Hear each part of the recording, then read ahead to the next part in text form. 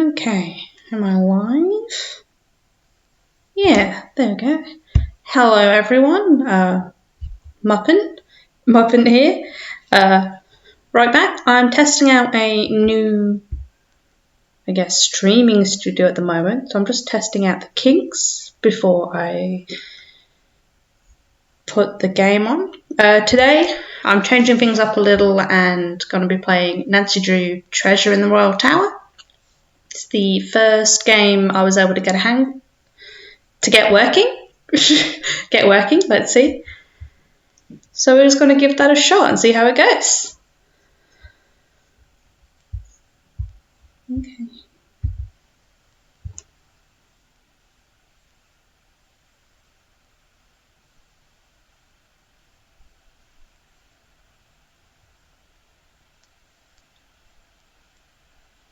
Okay, there's no sound. That's great.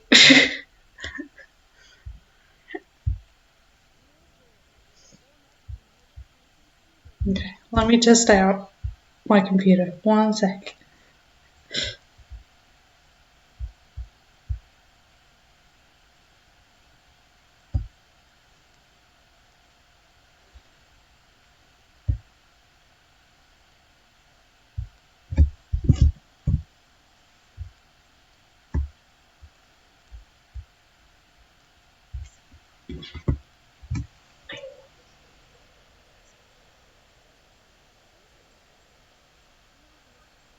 Okay, I can hear it on my computer, but not on the stream. Cool.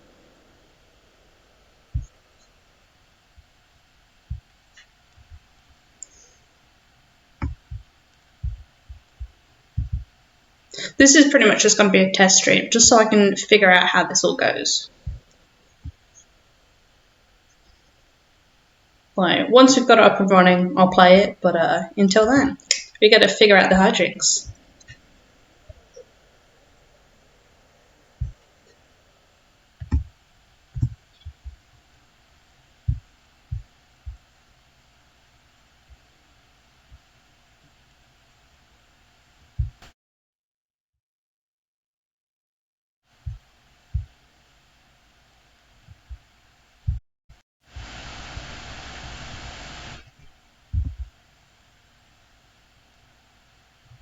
Oh, I'm so sorry for that microphone issue.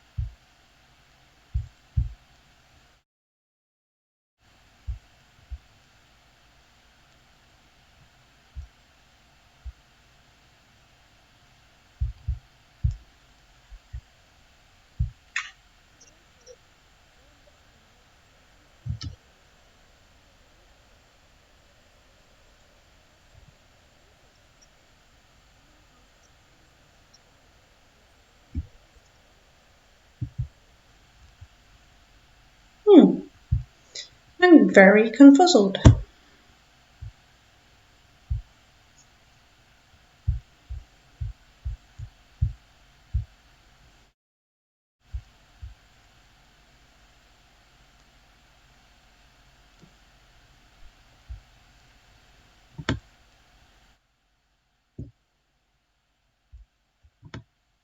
Okay, what's that like? The few guests who made it to the castle at all. The place is huge and old, and Oh, slightly got it. creepy under the circumstances. You should hear this wind. What's more, the owner, Christy Lane, my father's friend, is away on business. I tried to ask the caretaker. Okay, how do I sound alongside it? Contact her, but he said he didn't know. Doesn't that seem odd?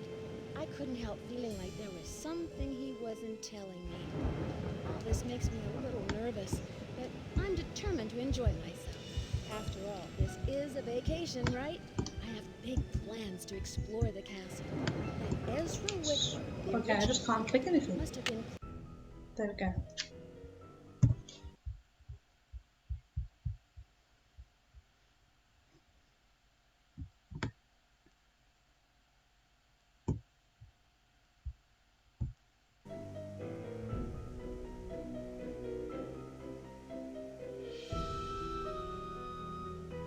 Okay, how's this?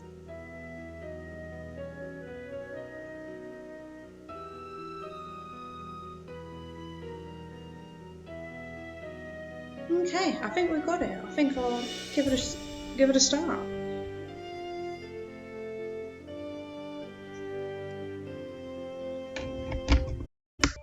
Okay.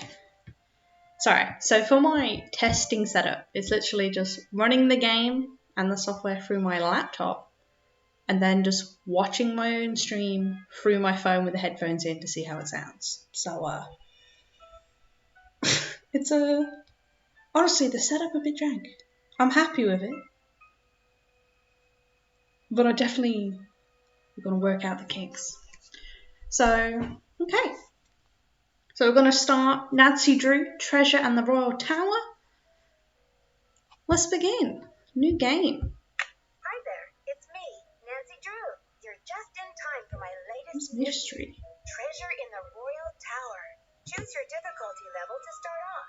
If you're new to adventure games, you might want to click the So tutorial we've played button Nancy Drew first for before, a few tips on how to play the game.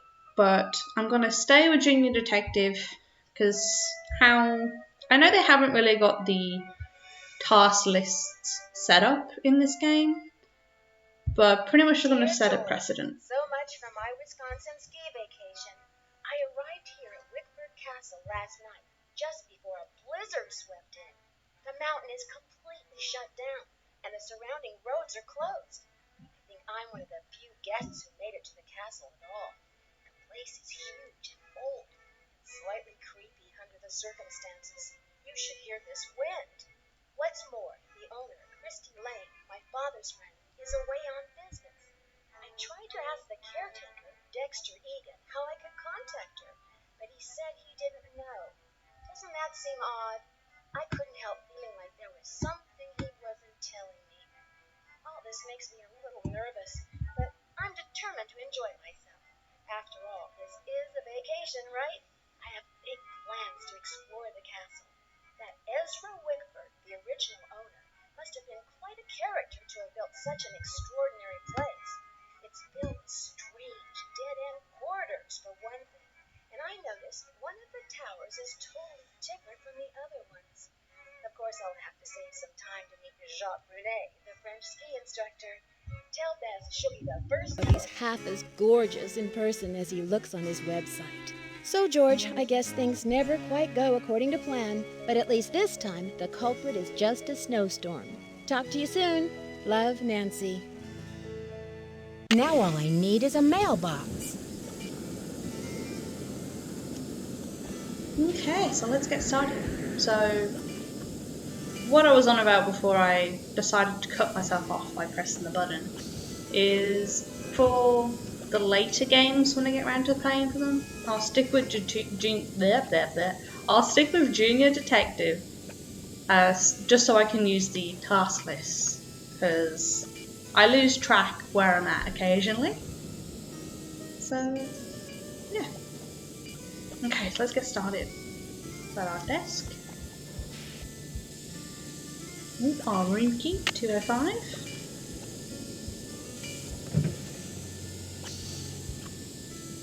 Oh, and our locker key is 517.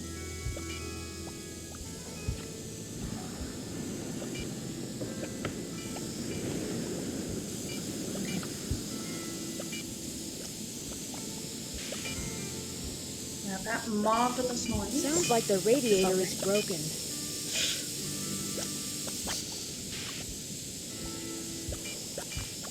Truthfully, never even heard a radiator sound like that in real life, so it's very messed up though. Very messed up.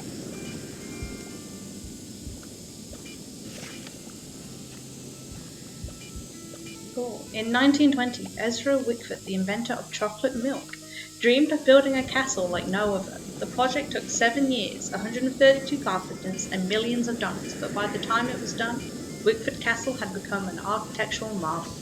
Then in 1945, Wickford mysteriously locked himself in the castle and allowed the place to fall into a state of decline.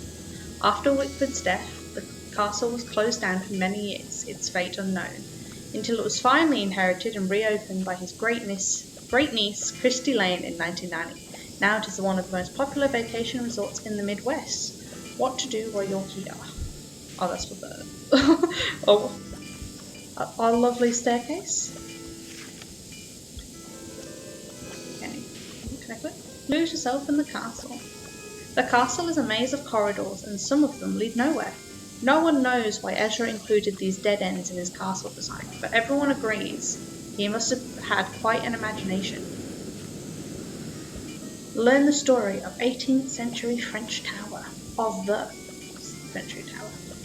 During his travels in France, Wickford became so enchanted with the Chateau Romand that he brought the castle's grand tower and had it built onto this castle in 1924. Few people have ever seen the inside of the tower because Mr. Wickford kept it sealed off.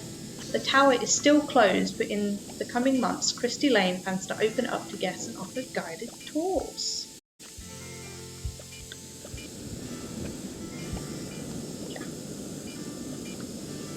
Miss Lane also plans to restore the vintage 1920s elevator to its original condition.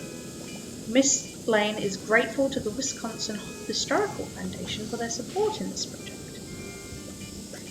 Also while in France, Wickford acquired the Majestic Library and many of its contents from the estate of John Lebeau. The room is filled with ancient books, both French and English. It's worth a visit to see Marcel Bonnet's famous portrait of Marie Antoinette, which was imported from Chateau Romand. In the outdoor attractions, we're located just at the foot of the scenic Butter Ridge. In the winter months, guests enjoy skiing on some of the best groomed slopes in the Midwest. In the warmer months, guests love the hike to Butter Lovers Lake. The mountain fields are covered with the region's magnificent wildflowers. Look for lady slippers, skunk cabbage, black-eyed Susans, butterfly weed, devil's paintbrush, toadflax, and more. No matter how you spend your time at Wickford Castle, you're bound to have an adventure. I have to admit, some of the nicknames for different plants and vegetables, I love them. They sound so funny, just like devil's paintbrush, skunk cabbage. I love it. Okay, let's move the suitcase. Something on top, Oh, we have our menu. Some baby back ribs, fried bologna, anchovy heaven, hot diggity, something smoking, better than nothing.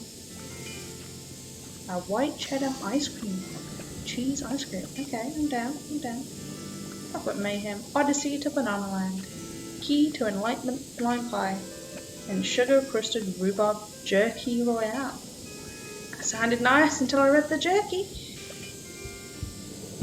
Not a fan of fruit jerky.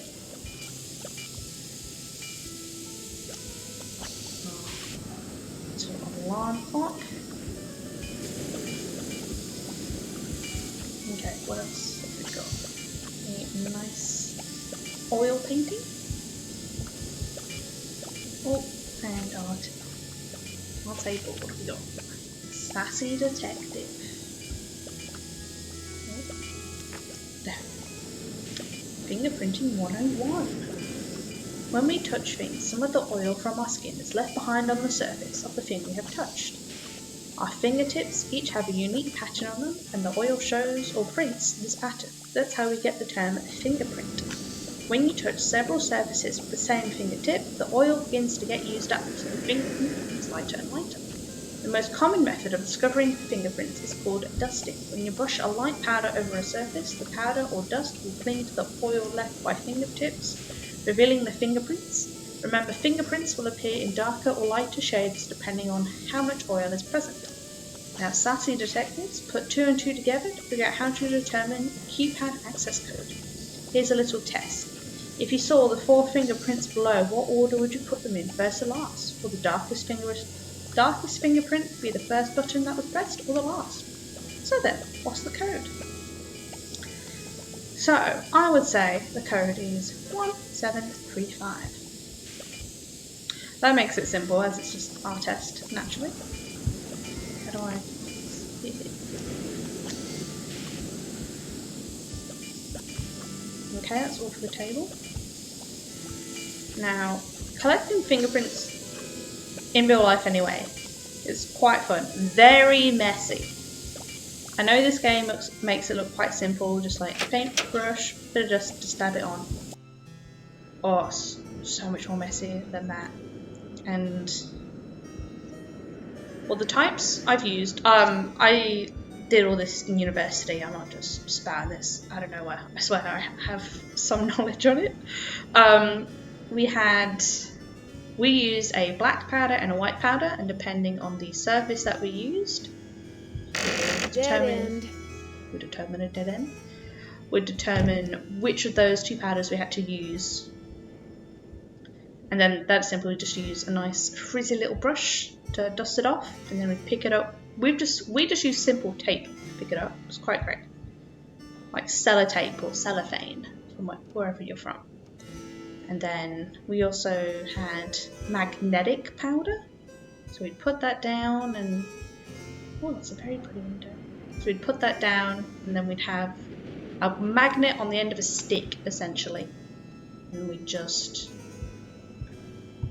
lightly pour that over, not directly onto the powder, and it will just pick up anything that's not attached to the fingerprint, and then you'd be able to see it with the magnetic powder that would stay behind.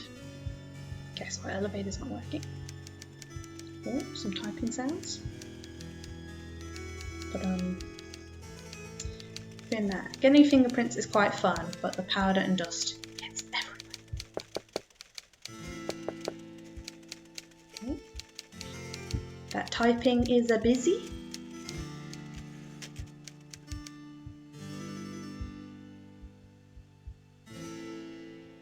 Oh, this is pretty. Marie Antoinette at her finest.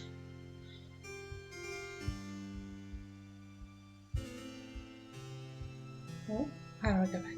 Oh, turned. Oh, okay, stairway. This one goes nowhere. Love that. Like, I know it seems weird that they have like all these dead ends and stairways, but I would love exploring an old castle like this.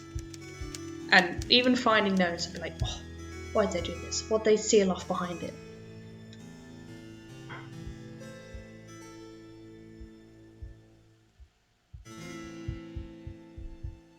Oh, keep going. I've hit the wall. Indeed we have, Nance.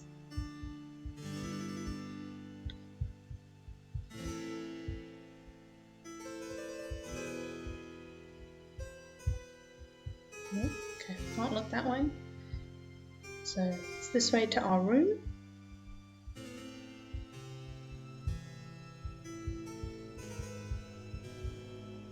And a hallway into the darkness. Cool, cool, cool. It's too dark. I should take the elevator. But the elevator's not working. Nah, fair enough. Unless you know the staircase off by heart, like it's in your own house, don't risk it when it's dark. Shouldn't risk it if you're in your own house, but at least you know, you have an awareness of where all the steps are. Okay, last 2 suit of armour. What have we got here? Le Pierre Chateau, the oldest chateau in Lake Pond, Wisconsin. Wickford Castle, Butter Ridge Ski Resort, Land O'Lakes, Wisconsin.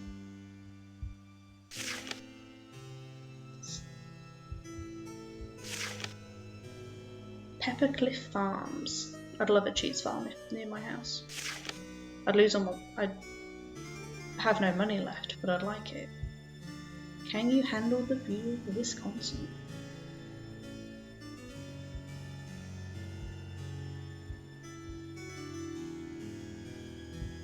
Oh, character. Hello, Miss Drew. Did you get squared away upstairs? We certainly did.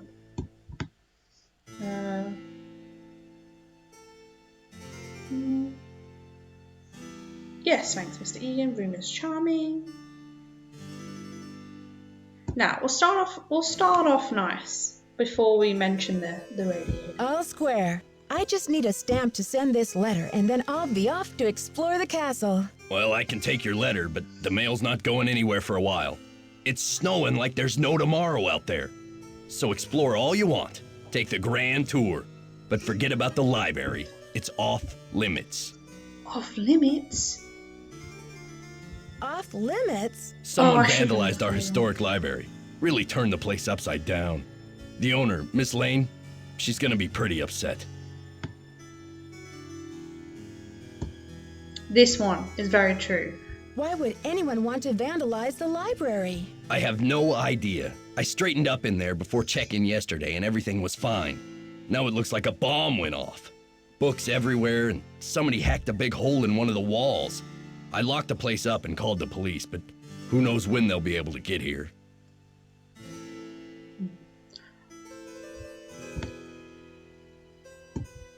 Hole in the wall, police. Any hole in the wall. Wow, a hole in the wall? What do you think they were looking for? I can't tell, but somebody's definitely after something. Me, on every situation I'm in. What else has gone wrong? Well, this Professor Hodgkiss just called me in a terrible flap, saying our room's been robbed. I went up there, but she wouldn't open the door to talk about it. Wouldn't even tell me what was missing. So what's she want me to do about it? Seems like you're swamped. What strange behavior. No, she didn't even open the door. I reckon she's the one typing away. Sounds like you're swamped, Mr. Egan. Is there any way I can help? Well, Hodgkiss has a pair of ski boots in the basement. The Frenchman's been working on them for her, but he won't deliver them. Says he's a ski instructor, not a bellhop. I hate to ask this, but if you could grab those boots and bring them up to her, it might smooth her feathers. Sure would smooth mine. Nope. Didn't quite scroll there. There we go. Okay. See ya, Mr. Egan. Bye, kiddo. See ya, Mr. Egan. Okay, I'm guessing we can go behind the desk, but probably not while he's here. Okay, let's explore this room. Can we? There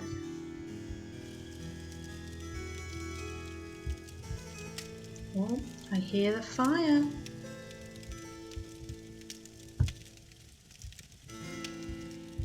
Tree.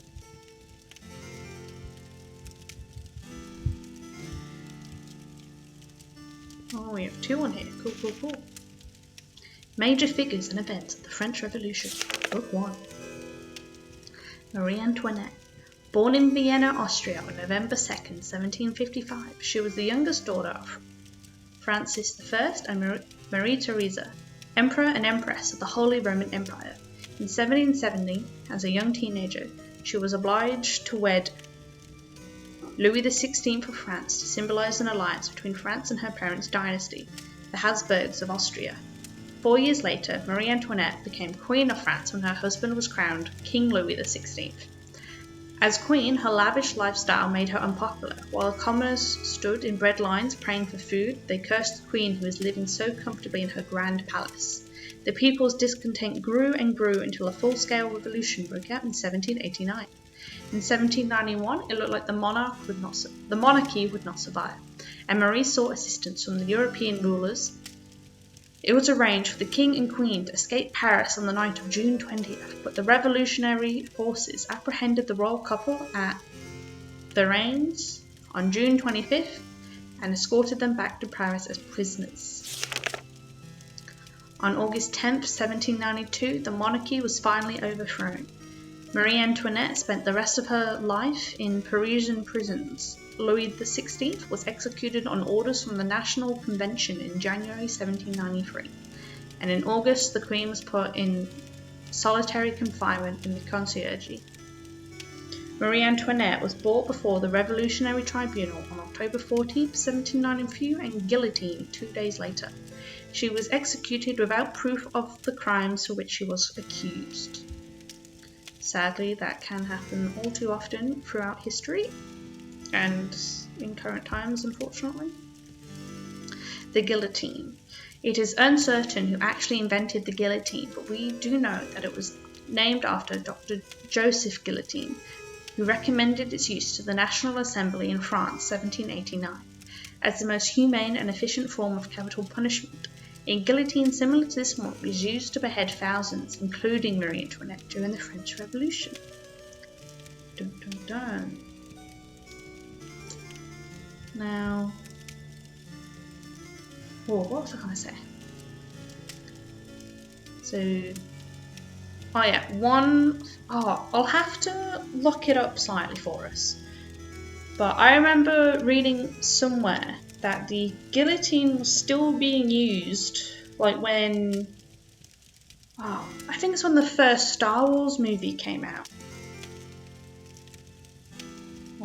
Which, I guess in world history, that's still fairly recent, which is a bit shocking.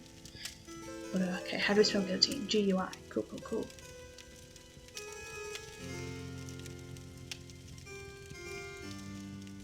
Yep, September 10th, 1977 was the last time France used the guillotine. I mean, geez. At that point, both my parents were alive at that point, so that was very recent for my personal history.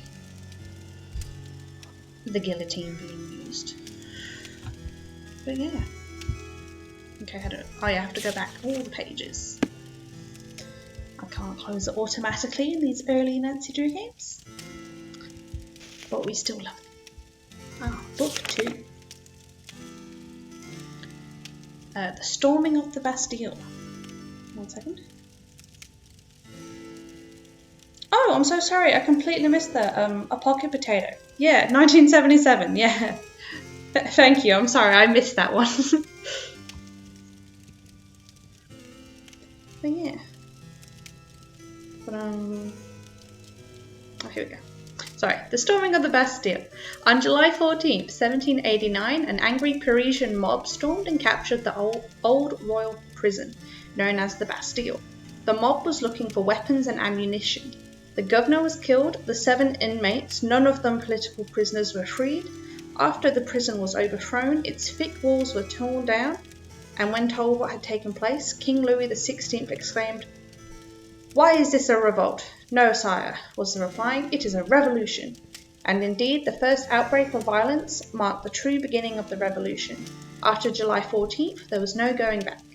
The mob who participated in the takeover later became known as Les Vainqueurs de la Bastille. I've definitely butchered that word.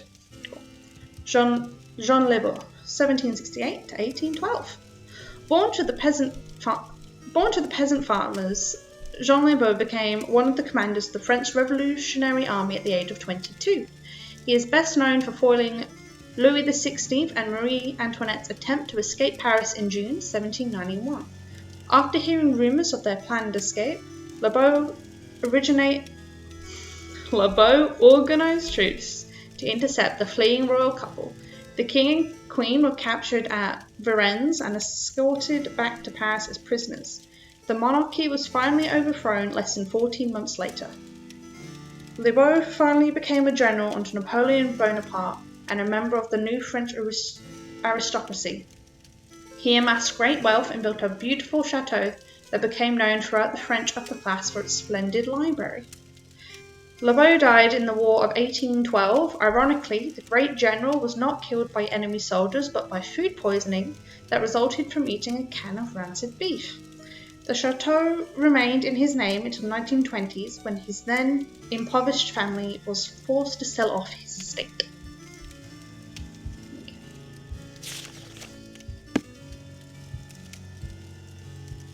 Okay, let's keep going. Some nice little skiffings. Oh, beautiful fire animation. And some snow boots. Let's see who Hi, this is. I'm Lisa. Did you hear what happened? Someone broke into the library and vandalized it. Dexter locked it up. He's saying the culprit must be one of us in the castle. Can you believe it?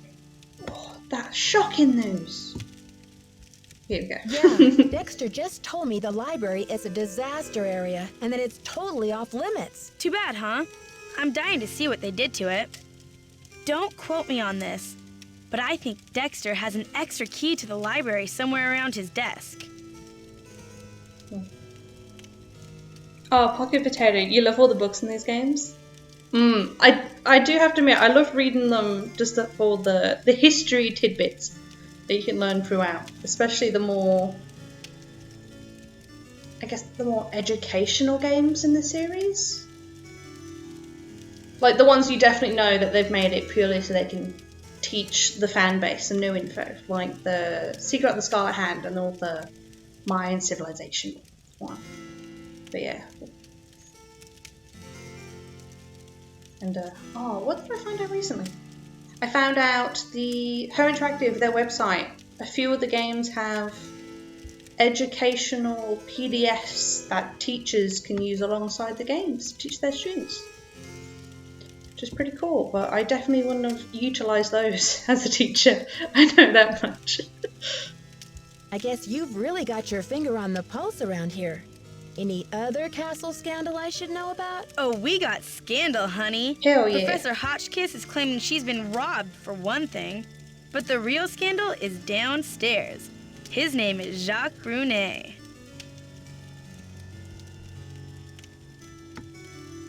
Oh, you saw those too? Yeah, I have to admit, I did a few of the word searches that they provided in that. But they were quite fun to see how they made them into like learning. I guess what questions they had students had to look up for the games. Yeah, I think that's what I'm trying to say. What do you know about Professor Hodgkiss? Oh my gosh, wait till you hear this. Hodgkiss is this nutty old woman who's always typing and talking to herself in her room. I was walking past her door earlier, and I heard her screaming that her room had been robbed. I've been robbed. Said she's a professor. Did she get stolen? What just got stolen? Did she say what was stolen? Not that I could hear. She just kept wailing, "My theory, my theory." I think she teaches history, or maybe a foreign language. I thought I heard a couple of French words pop out of her mouth. But don't quote me on that either. I only barely passed Spanish in high school.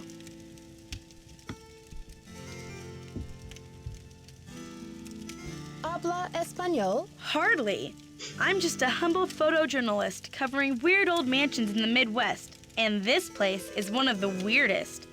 Did you know Ezra Wickford, the original owner, shut himself away in here for like 50 years?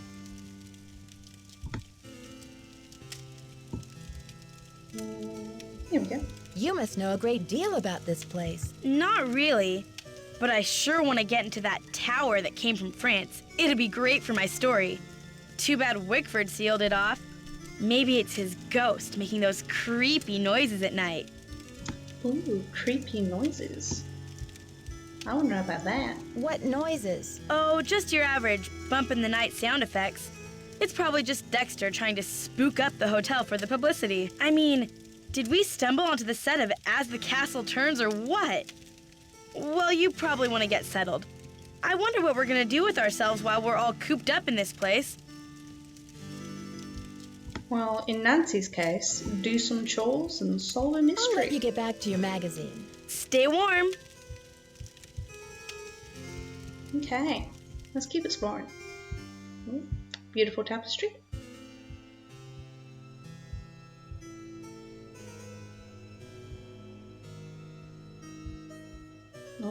Oh, there we go. Ooh, some chairs and a lovely glass. Oh, sorry if that noise was heard. My charger for my laptop just fell and scared the bejesus out of me. Okay. Well, we have a very clear hidden doorway we cannot currently access. Can I turn? No.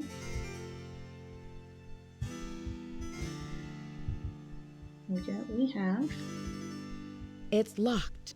an it's locked door. No elevator, which is still not working. Oh no, it's working. Oh, I must have just already been on level 2.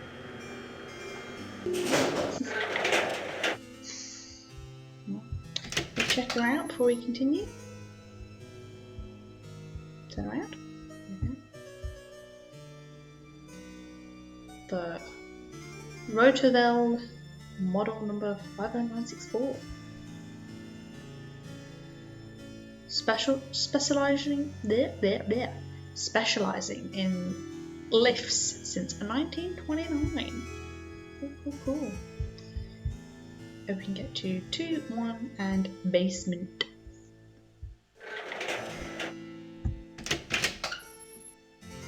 Okay, let's keep walking around. Yeah, this way. Back the way we came.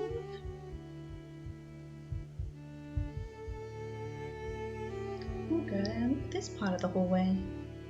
Oh, stairs of darkness. Let's go down.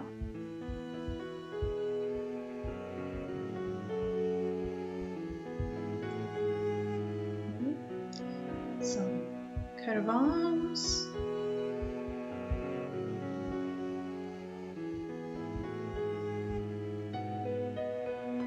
We'll go this way first. Sorry if my mouse movements are janky. My mouse Hello pad there, is not Dead the End. best. My name's Nancy Drew. Why, hey, hello Nancy Drew, I'm Dead End.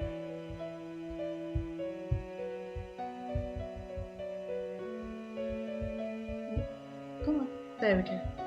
Yeah, mouse pad's not the best for these games, but I'm using what I've got. Oh, caution high voltage, we got some breakers. We have some power breakers. Elevator reset. And ski rentals, let's go.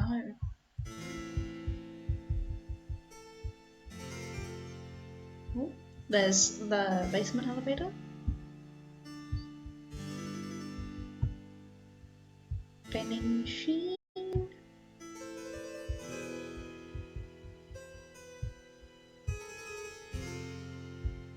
I'll click those. Oh, before we talk to our new minion.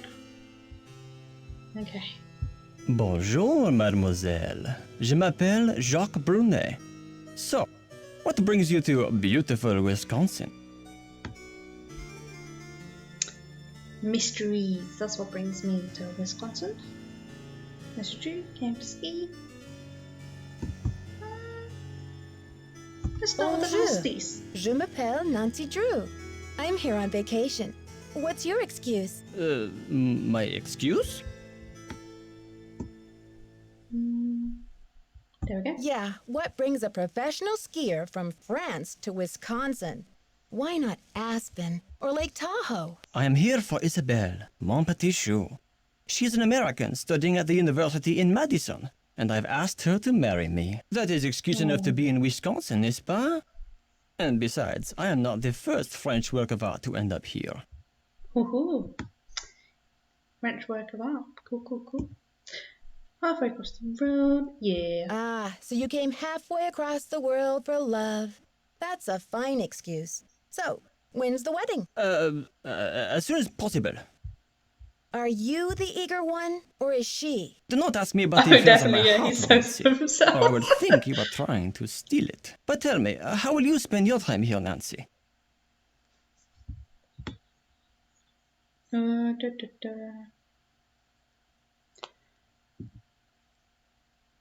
Yeah, I want to look inside the I'm library. dying to have a look inside that library. I heard it was vandalized. Do you know anything? Nancy, a pretty girl should not worry herself with this type of thing while she is on vacation. I should warn you, Dexter is very protective of this place. He does not take kindly to people snooping around where they should not. My pretty girl mind can be curious on whatever it pleases. Thanks for the tip, but I think Dexter and I are going to get along just fine. Get along just fine, you say? Ah, a woman who knows her own powers of persuasion. Elle est dangereuse, no? Ciao! Yeah, he's a funny character. Got some lockers. Oh, here we go, first match. So we were 310. It was... Oh Lord, I forgot. Okay.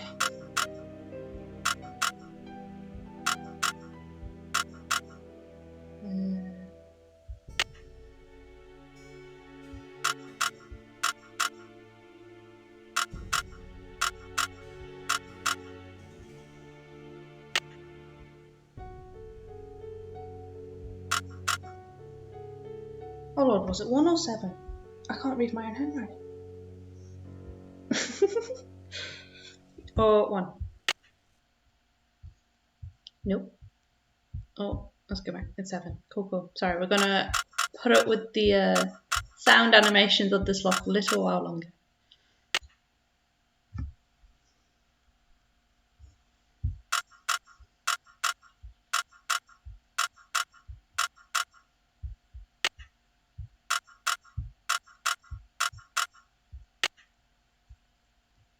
New. Cool, cool, cool, cool.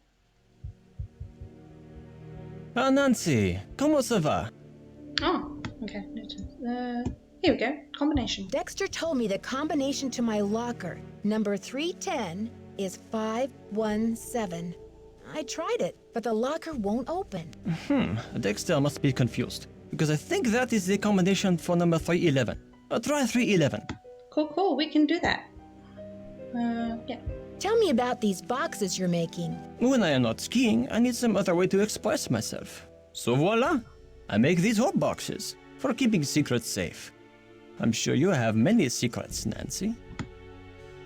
Yes, and you will know none of them. Do you know much about the tower that's closed off? I heard the original owner imported it from France. It comes from the Chateau Rochemont in a town in France near where I grew up. Marie Antoinette used to visit this tower when she was Queen of France. Until she lost her head in the Revolution, that is. Naturally, can't visit anywhere without your head. I need to bring Professor Hodgkiss her boots. Do you have them? Yes, I fixed her boots. But you should be relaxing by the fire, sipping cocoa, Nancy. Not running errands for Dexter. I'll talk to you later. Ciao! While technically true if you're on vacation, it's not how Nancy rolls. Oh. Okay. Oh yeah, there we go. Back up our lovely stairway.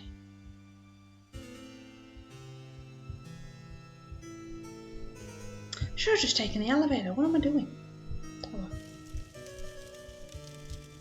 We can look around the castle a little as we go.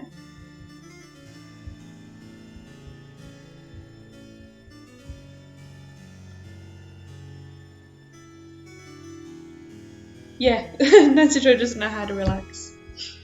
Her relaxation is chores and the mystery at hand. This one? Yes, hello? Is that Jacques with my boots? Yes, this is Jacques. Actually, it's Nancy Drew. But I do have your boots for you. Oh, good. Boots, fine. Thank you. Everything is fine. Just leave the boots at the door, please. Yeah. Oh, and it seems I'm out of change. I'll just have to tip you the next time, Mandy.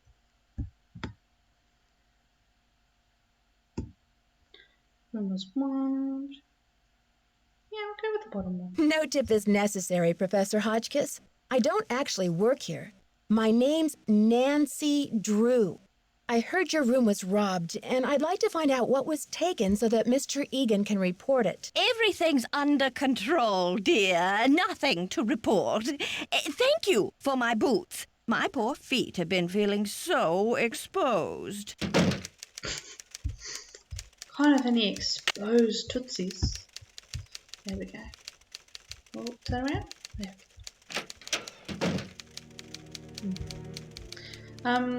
Pocket potato. What am I saying?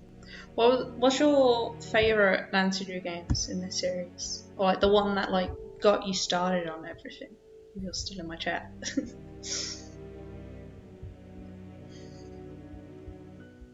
Oh, can't make it down the stairs. Jesus.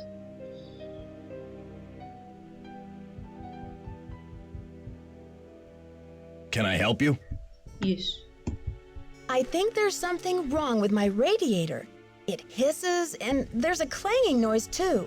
Could you check it out for me? Sorry about that inconvenience, but you're just gonna have to sit tight for a while. I'm the only one on duty while the owner's away. And around here it seems like even if it ain't broke, it still needs fixing. Last time I checked, there were only 24 hours in a day. Hodgkiss called to report that she got her boots. But now I'm told that the light is out in the back stairwell. Could you check the circuit breaker in the basement and make sure it's working? Can do, Egan. Oh, Pocket Potato, you played all of them? Oh, and your mum bought them for you and your sister every Christmas? Oh, that's honestly best Christmas present. Definitely biased in this one, but and your favourite Shadow Ranch? Oh, that was so good.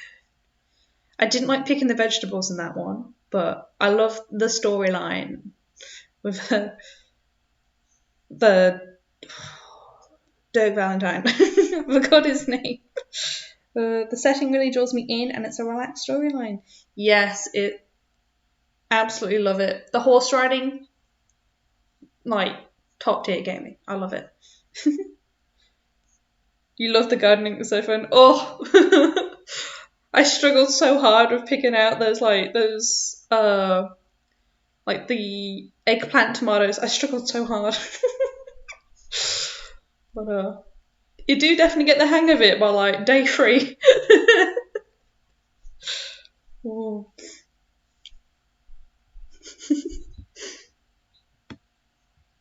1 second. I'm gonna let this play, and I'm just gonna go get me a new pen to write down all our clues. So you're gonna hear my chair. Forgive me. Some vacation this is turning into.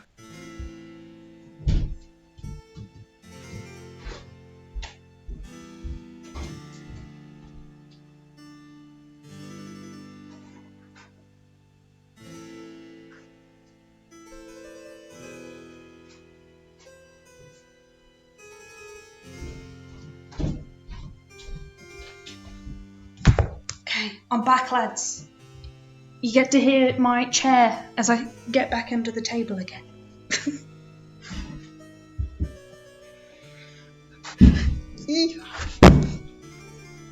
We're in. Okay, we had some more things to chat about. Let's go back. Did you figure out the problem with the circuit breaker? Nope. So, how long have you been working here? A while. Well, that was a very brief answer. Okay. See ya, Mr. Egan. You're Gotta a get trooper. comfy? Oh, definitely. It wouldn't be so bad, but my chairs like to stick to the floor, so I'll get to thump along until I'm in place. Okay, let's go to the circuit breakers.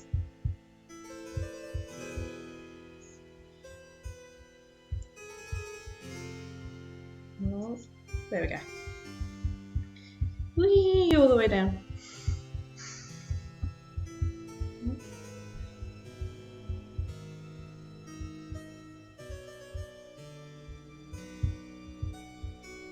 Okay.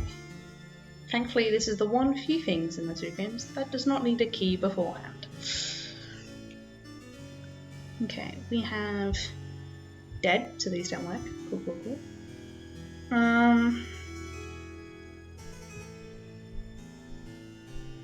probably try them all off in sets.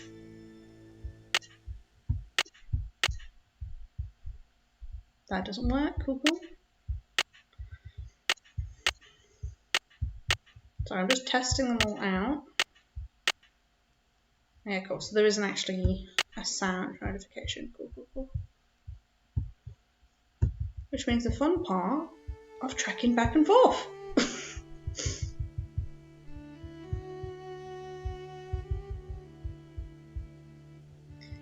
Okay, first one did not work. Cool.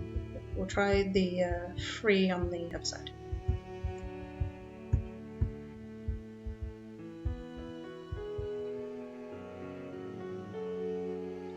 We're gonna go make some tea. Go make some tea. Sit down and have a. What is my sentence? Yeah, go make some tea. Come join me in the comfiness.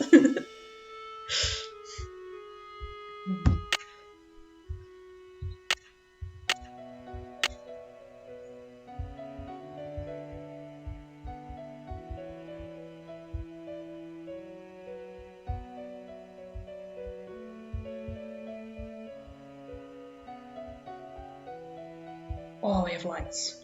Banger. Okay, let's go back to Egan.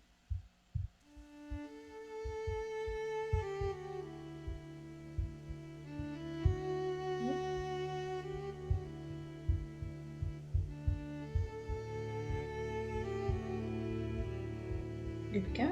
Yes? Oh, okay. I don't want to pester you, Mr. Egan, but the radiator... Thanks for dealing with the circuit breaker. Okay, we're really making progress here, kid. So, you go up to Hodgkiss's room and see what she wants for dinner. She's not answering her phone. Can do. No problem, boss.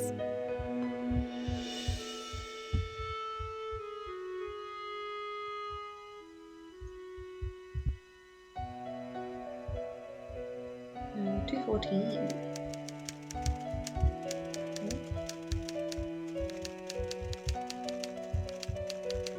Ugh! Virginia Woolf never endured such interruptions. Who is it?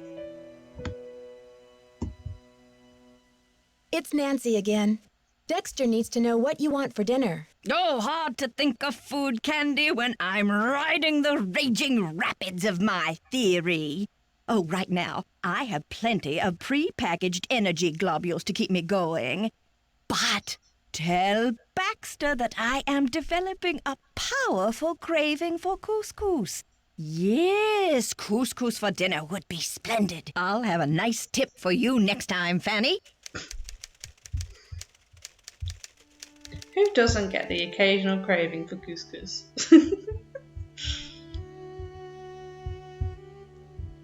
But I don't think I had couscous until I was in my 20s. Very, what is it? Underappreciated. Where's it gone? What time is it? 7:15?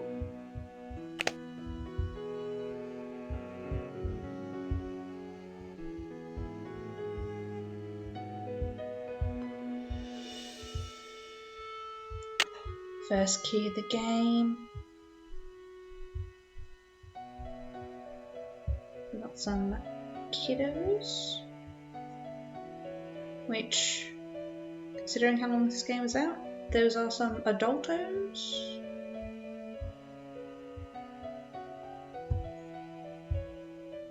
To-do list. Get Brunei to fix Professor's boots, refund guests, snow plows, try to reach Christie again. Ooh, she's not taking this course. Cool. Change library alarm code, change bulbs in tower, replace filter in vent shaft, keep searching, get boots back to Professor, check basement circuit breaker, get dinner orders from guests.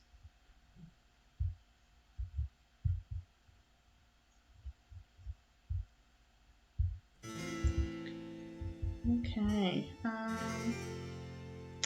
so he's not there. Oh, can I go up the stairs? Wait, is everyone else still about? I'll see if I can talk to them, and if not, I'll reset the time with our trusty alarm clock. No. So that means they're all gone. Cool.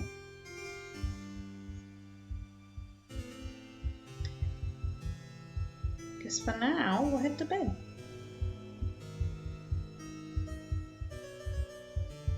Doo-doo-doo. Oh.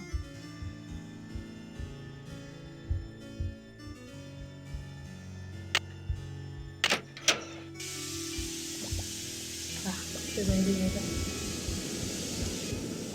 Okay, what we do? Who can we call in this game? Oh, we got Ned and George. Let's give him a ring. Oh, let's leave apparently. Give Ned a ring.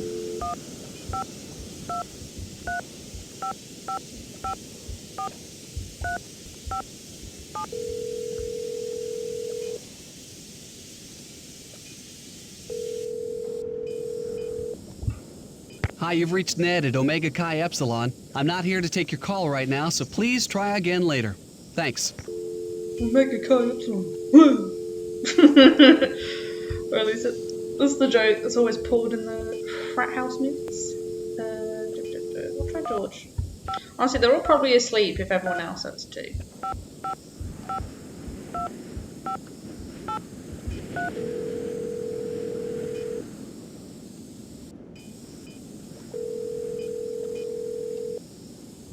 Hello? George, it's Nancy. Great timing, Nancy. Bess and I were just saying how we wish we were out on the ski slopes with you. Hang on, I'll get her to pick up the other phone. Hey, Bess, our favorite detective's on the phone. Hey, Nancy. How's the vacation? Brilliant, I'm doing chores. I guess you haven't gotten my letter. Not only do I have a blizzard on my hands, but I may have stumbled onto another case, too. The castle library was vandalized, and one of the other guests says her room was robbed. Boy, oh boy. Have you searched the library for clues yet? Well, that's the thing.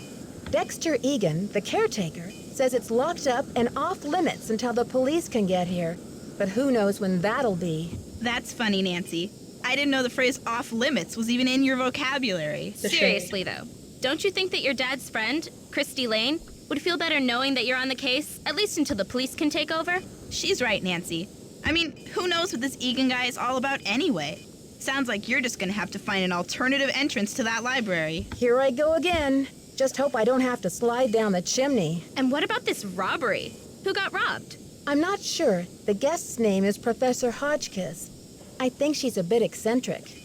You mean weird? Nutso? A few sandwiches short of a picnic? Okay, you guys. I just mean that I'm not sure how reliable her testimony will be. Yeah, but she'll probably tell you something important, whether she means to or not. Well, who should we talk about first? Well, we're talking about Professor Hodgkiss. I'm trying to meet with Professor Hodgkiss to find out what was stolen from her room, but she won't open her door to discuss it. That's odd. I wonder what she's so nervous about. I'll bet she's hiding something in her room. Like what, Bess? The elephant that trampled the library? She's probably just a little freaked. I mean, if her room really was robbed, you'll find a way to make her trust you, Nancy. I'll bet Bess's last slice of pizza on it. Hey. Not the pizza. Talk with Jacques. I met my ski instructor, Jacques Brunet. He sure is French. Ooh la la, those accents should be illegal. I hate to break it to you, Bess, but he's engaged. Now there's a real crime. Right, Bess. Humanity is devastated. I met this nice woman, Lisa Ostrom. What's her deal? She's a photojournalist doing a story on the castle. She sure got me curious about that tower. Oh yeah? Does she know where the entrance is? I don't think so. Well, keep an eye on her, Nancy. Those photojournalists are born snoopers, you know. George, are you suggesting that Nancy is a second-class snooper? You're going to give our friend a complex. Oh, right. Like Nancy doesn't know she's the prime minister of snooping. Here we go. It seems like every time I talk to Dexter, he has a new chore for me to do. He's probably just overwhelmed being the only one on duty. Next, he'll probably ask me to take out the garbage. Think of it as a strategic investment, Nancy. I'll bet he knows a lot about the castle. It couldn't hurt to get on his good side. I wish he'd just fix my radiator. The other possibility is that he's up to something, and he needs to keep you busy so you won't notice. I guess you should help him out, Nancy, but keep your eyes open. Okay, don't need a hint just yet. Okay, you two. I'll talk to you soon. Bye, Nancy. See ya. Oh, and that's not awake yet. Oh, you're back, Pocket Potato. Nancy taking on all this unpaid labour. Sounds illegal, but okay. Yeah, definitely got some child labour laws happening. Definitely not sure. She's what to be like, what? 16? I doubt you could start working at 16, free in most places. Gotta admit, not too up to date. All I know is Australia is 15 or 14 and 9 months. Which I think is pretty specific. But hey. But even then, you can get paid for that. Why isn't she getting paid? 8:45 p.m. alarm time. Let's go for 9 a.m.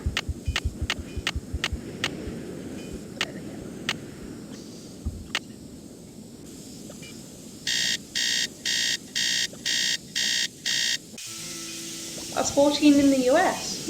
Oh, so that's pretty close then. Okay, that's not too bad. Well, not too bad for us. Nancy? She works for free. She doesn't know her rights, apparently.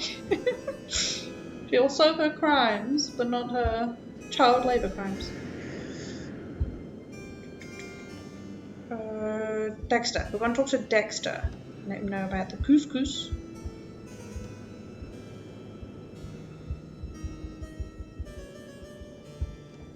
Yes? The professor says she has a hankering for, couscous. Couscous? Never heard of it. Tell her to order something off the menu. Okay. See ya, Mr. Egan. Alrighty then. Who hasn't heard of couscous? Like...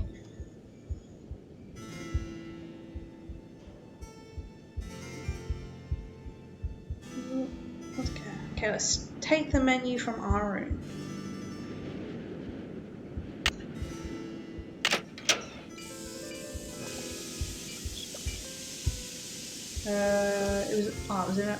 It was in our chest of drawers.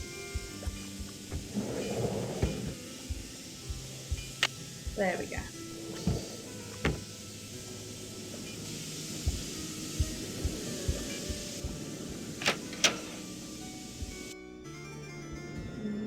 Here we go.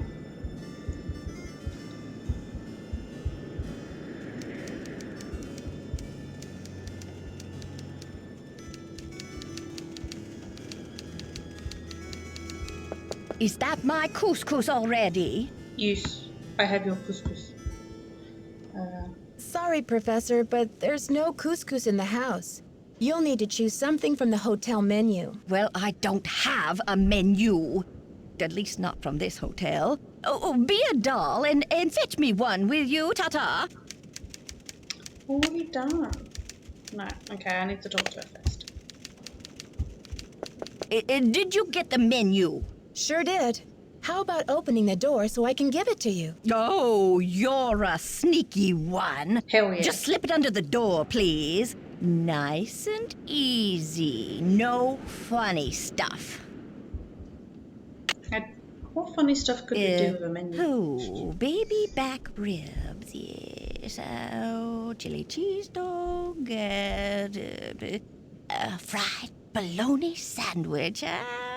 I'm not usually much of a meat eater, but very well. 50 drumsticks, please. Chicken, that is. Cluck, cluck.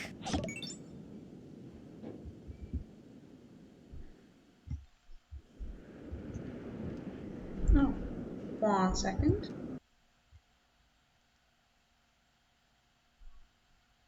Oh, Pocket Potato. Pocket Potato, thank you so much for following me. I'm glad you're enjoying the stream so far. Sorry, I had to come out of the game to check. Sure. 50 I heard the drumsticks. noise. Whatever makes you happy. Rock and roll, dear. Thank you so much.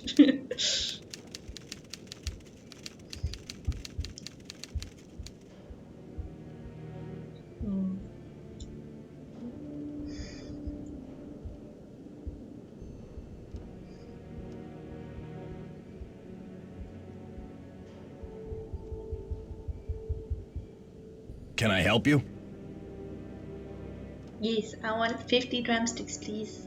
The professor has changed her order. Seems she's developed an appetite for chicken drumsticks. 50 of them. Okay then, drumsticks we got. Oops, but I guess Jock better take that bag of chicken legs out of the freezer. Will you tell him? And then take the rest of the day off, kid. Your radiator's as good as fixed. Hell yeah. Okay. See ya, Mr. Egan. Alrighty then. Okay, go down to Jacques. Not necessary, but I'm going to use the elevator because we haven't used it yet.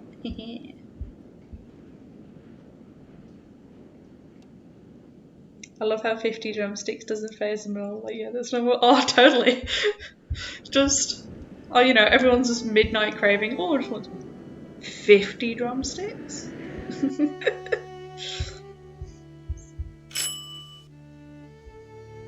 Okay, it's already on the level.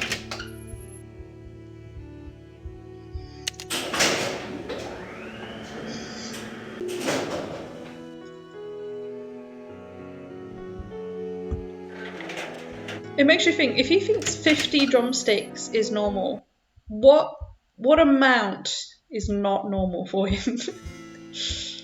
Or is he just assume all professors are like food eating champions, so it's 50 or nothing? Ah, Nancy, ¿cómo se va? Dexter needs you to defrost that big bag of chicken legs. Oh, la la la, what does he think I am? A sous chef? Yes, you're a sous chef. I'll talk to you later. Bye.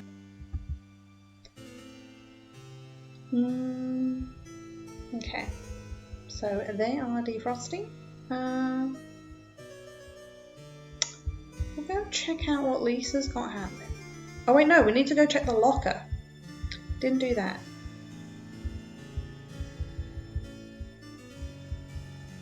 Oh, too far. Create 11.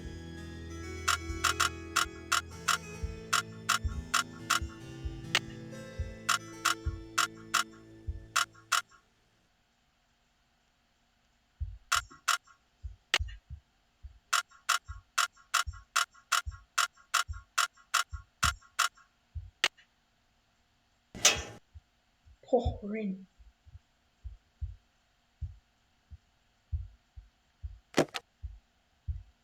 No camera, so it's Lisa's.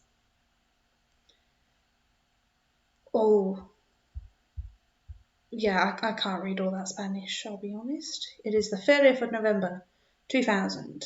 Lisa, my friend, and that's all I got. Someone about Pedro. Oh, no, I wanted to... Can I go down? No, I'm going to go down. Okay. Oh, Helen Carp. Elena Boyd. Tanya Lee Gooding. From Florida.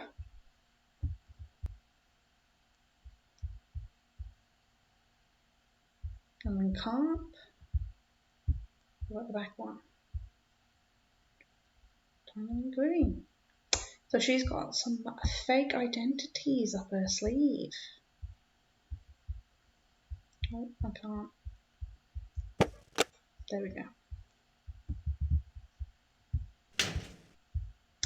Let's go have a chat to her on what secret she's got hiding. Oh.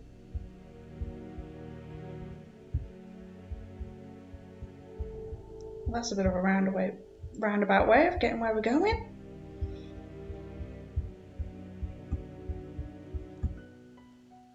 Whee!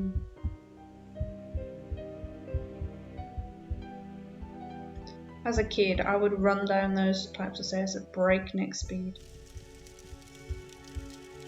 Flipping a coin on whether I got down normally or head first. Hi there, how's it going? Pretty sweet, how about you? What do you know about Jacques Brunet? Didn't you watch the last Winter Olympics? He's France's big cheese of skiing. He holds the record for the 500-meter slalom, but he totally choked at the games. I guess he's washed up now, but at least his looks haven't gone down the tubes. Glamorous. So tell me more about the life of a photojournalist. It must be very glamorous at times. Well, there's nothing glamorous about the pay, I can tell you that much. Exotic, far-off places. Does your job take you to exotic, far-off places? Well, there is a lot of travel. Too bad I'm so useless with foreign languages. Yeah, you're apparently really bad at Spanish, but that letter you have. There was a little mix-up with the lockers, and I accidentally opened yours. Yeah, and? Yeah, and I snooped through all your stuff. Wait, what's the top two? The one identity.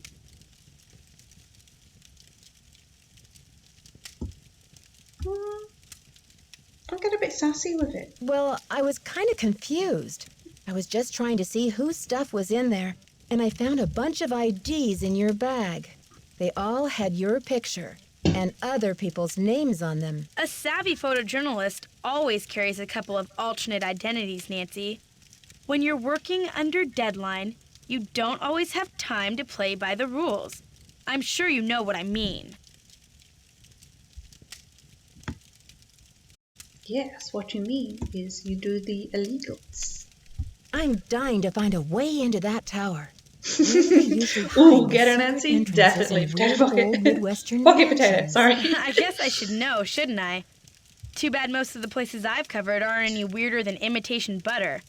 I wish you'd hurry up and find it, though, so we can check it out. Imitation butter? Like Butter Reach? I'll let you get back to your magazine. Later, Nancy. Gotta love Nancy's sass at times. What are we doing?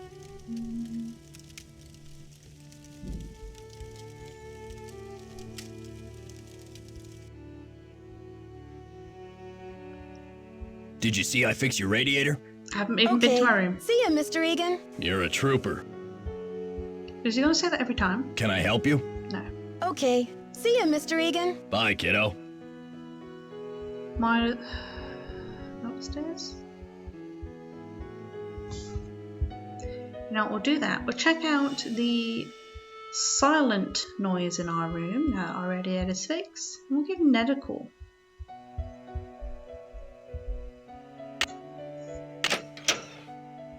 Oh, runs like a dream, that radiator. Oh, I'll take that oil can if I don't mind.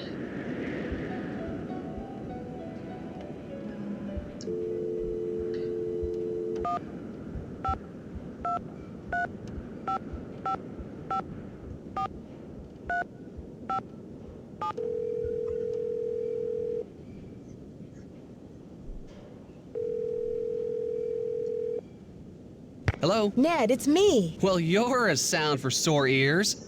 Bess called me and told me your vacation is rapidly turning into another mystery. So who do you think the vandal is? I really don't know. It would help if I could at least imagine a motive. But why would anyone want to vandalize a beautiful old library? There must be more to it than meets the eye. Sounds like you better find a way to get in there and take a look around. I don't know what it is with this game, but Ned sounds off to me. Like he hasn't quite, like the voice actor hasn't quite figured out how he's playing Ned yet. Like it works. You can tell it's him, but you can tell he's still new to Ned. Dora. Apparently the castle tower used to be a hangout. Apparently, this castle's tower used to be a hangout for Marie Antoinette. Who's that? Ezra Wickford's wife? Are you kidding? Marie Antoinette was a famous queen of France. And she used to hang out in Wisconsin? No, silly. The tower was originally part of the Chateau Rochemont in France. Ezra Wickford fell in love with the tower and imported it to Wisconsin. And Marie didn't want to come along. Well, that would have been pretty tough for her, considering...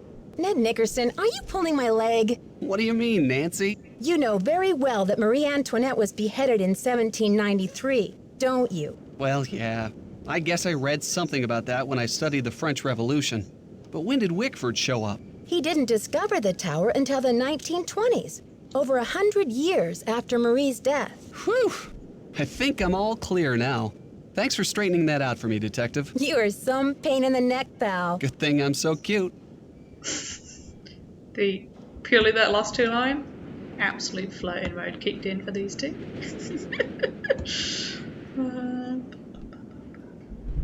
Yeah. Are you ready for a crazy coincidence? Only if it's a crazy one. Ezra Wickford also imported the library, and it seems that he bought it from the family of Jean Leboeuf, the revolutionary commander who captured Marie Antoinette when she was trying to escape from France. You're kidding. So Wickford imported Marie's tower and her enemy's library? Exactly. Doesn't Leboeuf mean the cow in French? Actually, I think it just means the beef. Well, in any case, I bet the guy would be happy to know that his library ended up in the heart of America's Dairyland. Oh my god, he totally has. The Beef's library is in Cheesetown. Oh my lord. I'm trying to get into the library, but the door's locked and I can't find any other way in. Maybe the detective entrance isn't through a door at all. There must be a more creative way to drop in on the crime scene. You don't think I should just borrow Dextra's extra key from the front desk? I don't know, Nancy. Waltzing right through the front door isn't very adventurous, and it might not be as easy as you think. Bye, Ned. Keep me posted. Keep me posted. That would be funny, just by dropping in, she suddenly just came. Everyone's just minding their own business, and all of a sudden the answer just falls through the ceiling.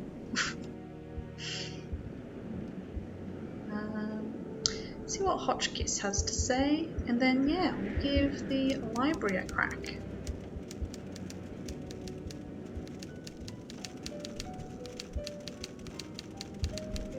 Is that you, Brandy? Oh, I'm glad you're here. At the moment, my theory is rising like a magnificent souffle. I need to collect a few more ingredients, if you will, but it's a delicate situation. If I leave my room even for a moment, I fear the souffle will come crashing down in a heap. What do you need me for, Professor? What I need is some information about the castle. Hard numbers. I've come to the conclusion that you are an enterprising and faithful soul. Therefore, I have decided to entrust you with this important mission. Who knows? If you succeed, I might whisk you away from the hotel business to be my personal research assistant. I'd be down for an assistant role. But I love she's like, oh, Nancy's faithful. She's gotten me my boots and ordered me 50 chicken drumsticks. I can give her anything she needs.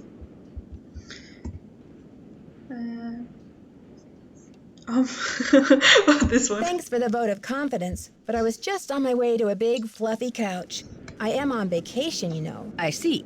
Well, I don't suppose we have anything further to discuss. Goodbye. Oh, sorry. I just wanted to do it. Not now, please. I'm trying to think. Unless you've decided to help me. Nope, just looking for someone to play Scrabble with me. Beep! Professor Hodgkiss is not available at this time. Thank you and goodbye. Beep! Not now, please. I'm trying to think. Unless you've decided to help me. Yeah, I'll help you this time round. Nancy Drew, at your service. Marvelous! Here's what I need to know. On what date was the Bastille prison destroyed during the French Revolution? I'll be very eager to hear what you come up with. But please, don't disturb me unless you have the answer. We read that. Pocket potato. Lol, she doesn't have high standards for employees. Not in the slightest. Then again, I trust anyone that brings me food. I'll be like, aha, you're a good soul. Just suddenly turn around and someone's like, here, have a biscuit. Oh, yes, what do you need me to do? I am your friend for life.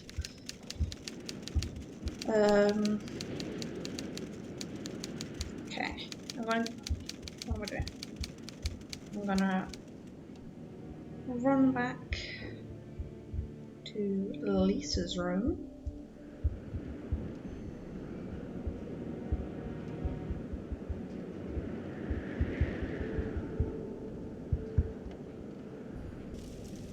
Check out that Bastille book again.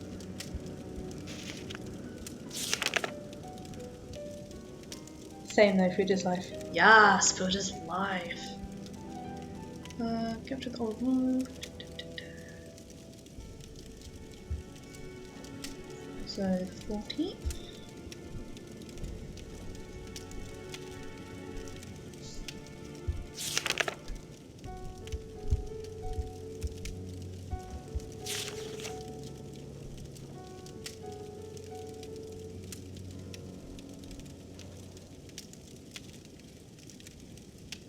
Yeah, July 14th was when it was overthrown and taken down.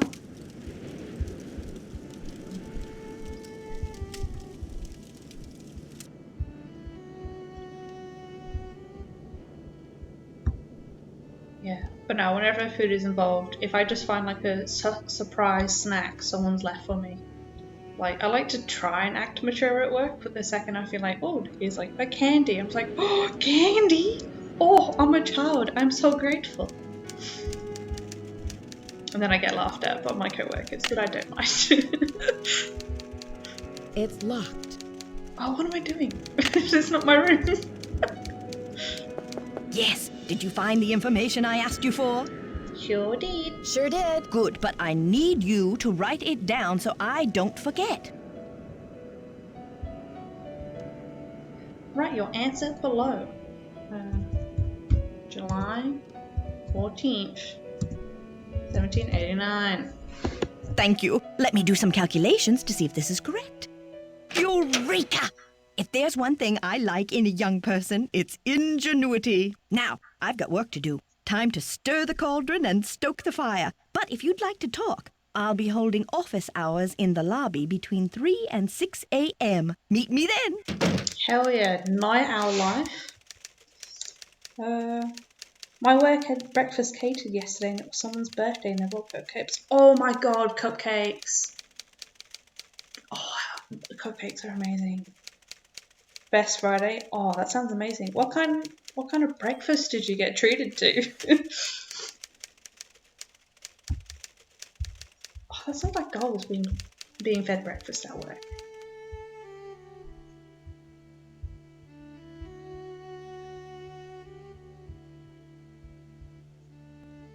I've gone the long way, but it's fine.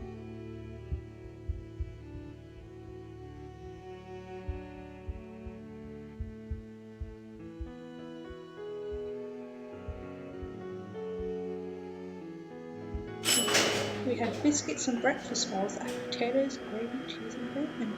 Oh, that sounds so good. And a yogurt parfait station. Oh my god, where do you work? can I make some trips? That sounds amazing.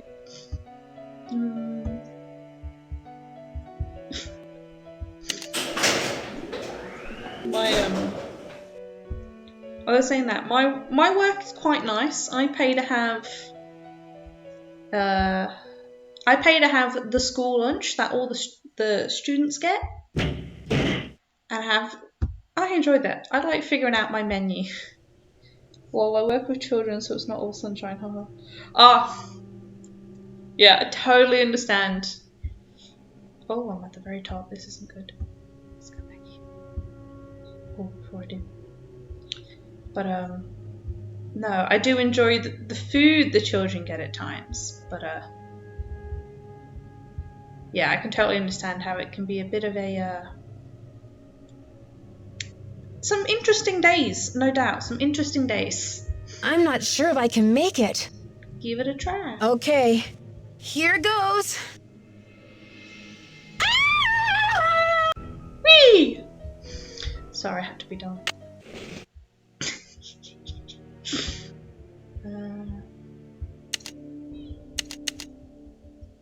Yeah, basement.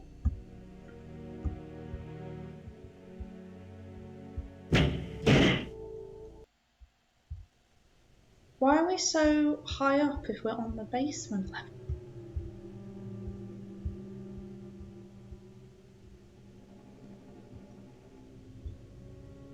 Oh, it's not working, that's why there was only wall. Oh my lord, I can't pay attention. Alley-oop! I got distracted by food and children. Welcome to the law, yes, everyday surprise. No doubt, no doubt. Yeah, I'm the same boat. I work in a school, and yeah, I get fed lunch. Some interesting meals some days, but I'm down. I get to try a new thing every day. Although every meal is served with a carton of milk, and that's interesting for me. Can I help you? I enjoy milk, but it's never like the main drink I've had with my meals since I was in school. I was in the elevator and it got stuck between floors. I had to climb out the top and I just barely made it up to the floor above. Do you think you'll be able to fix it? Well, I doubt it's broken. I'll check the power switch in the basement. Glad you're okay, but don't go climbing around the elevator shaft anymore. It's dangerous in there. Yep, just fell to my death. Okay. See ya, Mr. Egan. Goodbye.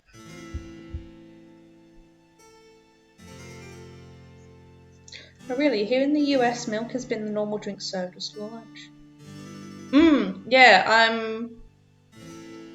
yeah, in England, we didn't have like school lunches, but for like primary school or like your elementary school, they'd bring in once a day, or maybe in the middle of the day, not quite lunchtime. They'd just bring all the classes, like all the kids would just get a carton of milk, just given to them throughout the day. So yeah, I think the last time I had that happen, I was 10. 10 was the last time I just had a carton of milk with just straight, I guess. You don't really drink it much as an adult now. Oh, that's fair. It's like milk is great, but it's definitely not my first choice as an adult now. It's yeah. Usually these days it's an accompaniment. Be like, oh, I'll put it in a tea or a coffee, but it's never the main. You're a big fan of water? Yes, water is top notch. Yeah, I'd much rather a carton of water. I'd much rather a cup of water than a carton of milk some days, but I'm happy for It's locked. how healthy it is. Okay, now I have to reset the breaker myself. Egan hasn't done it yet.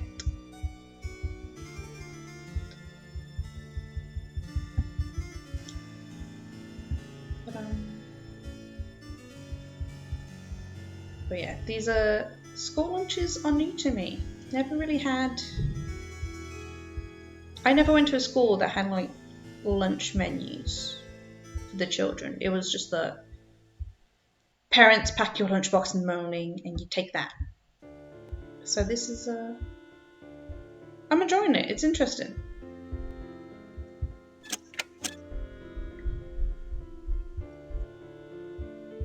No. Oh, in the US, you have like, do you have like cafeterias for your schools? Or is it like, depending on what school you go to, it's the same thing. You make a box lunch and bring that with you.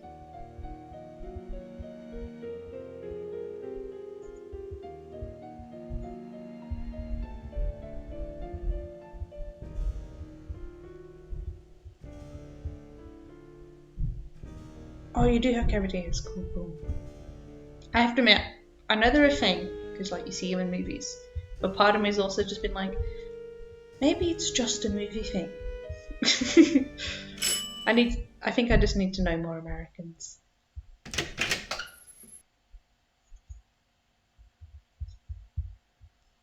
Basement.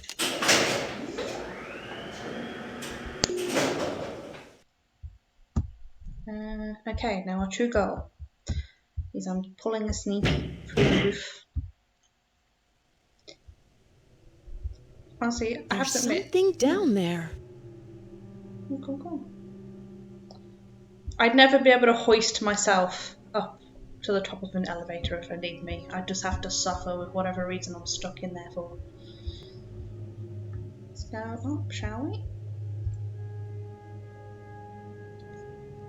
Bucket potato. The menus weren't huge with a few options for lunch. Oh, that's not bad. As long as you still got like some options. Like, it's good. It's not like one choice, take it or leave it. That's.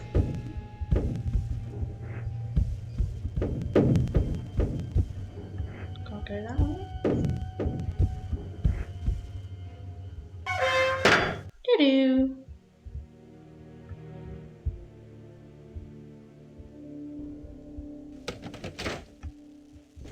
Oh no.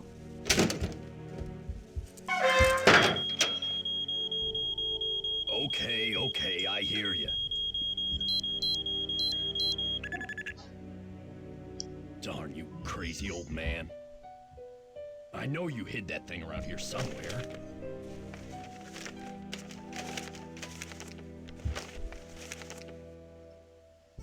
The least you could have done was left me a hint.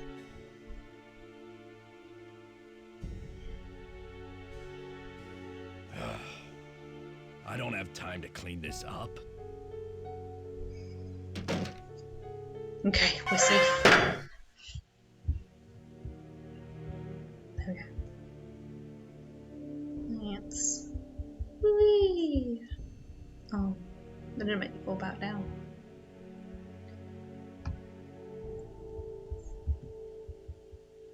Oh, this does upset me how they've trashed this place. I love books too much. Like, even just like when someone like bends a page to like mark where they are on the book.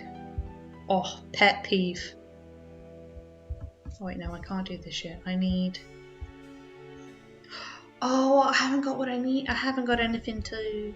I haven't got a brush to dust with. Oh well, that's a problem for later. Oh.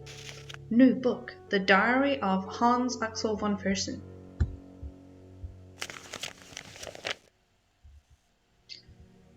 Okay. Hans Axel von Fersen, 1755 to 1810, was a Swedish-French soldier and diplomatic agent who became a close friend of Queen Marie Antoinette during the early 1780s and went on to work for the counter-revolutionary movement after 1789. After Antoinette's execution in 1793, von Fersen wrote about her every year on the anniversary of her death until his own death in 1810. Many scholars have concluded that he must have been in love with her. His diary recounts his political movements during this time and provides us with valuable historical insight into the political climate in France at the end of the 18th century. Oh, you feel the same way?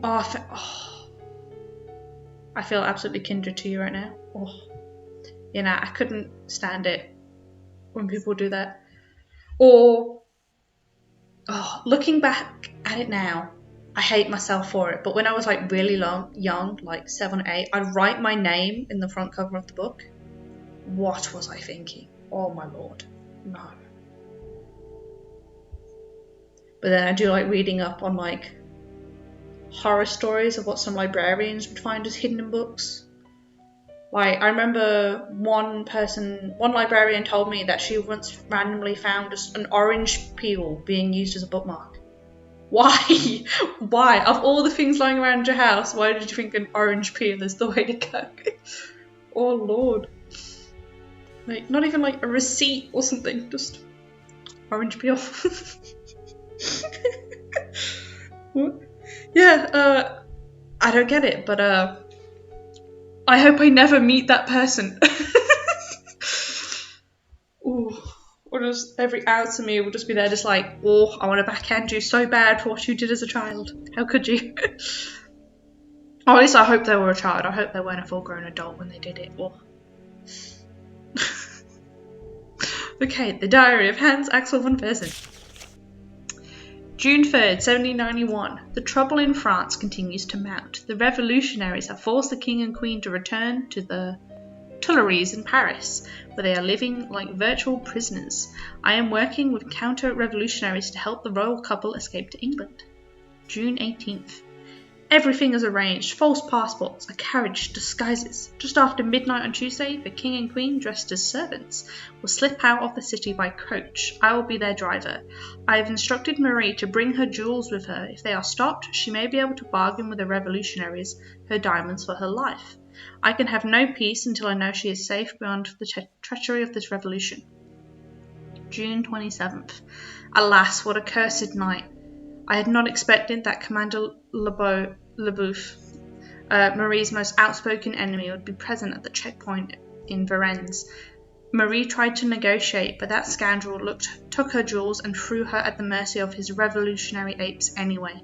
I was helpless to stop him. She and Louis were escorted back to Paris like common criminals. The situation is grim indeed.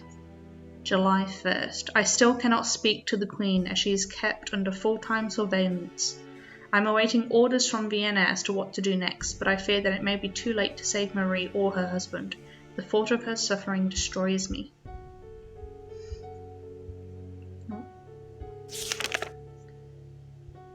Yeah, he definitely had a thing for Marie. Bug potato. I thrift books and have a couple of names in them. Yeah. Like, part of me gets why it's done. Because I did it. It's just like, ooh, it's my book. My name. It's mine. Everyone knows. But, I don't like it now as an adult putting my names in them. Like, even if they're just like, just a mundane thing, like a textbook. Just can't do it. Yeah. Oh, there's a hole in the wall. Oh, sorry, my nose got the sniffles then. Sure is dusty. Sure is dusty. Sure is dusty. Okay. Oh, a new one. An Atlas of the United States by J. Putnam. Oh, here's a Wisconsin. You are the Badger State, and your state symbols are wood violet, sugar maple, robins, love those, badgers, white-tailed deer, dairy cow, honeybees, milk. On Wisconsin, the poker, the mourning dove, and then your latitude and longitude is 45 by 90. I've just tried to write with a pen that's not even got the pen tip out. Cool. So I just tried writing with just straight plastic. As you do.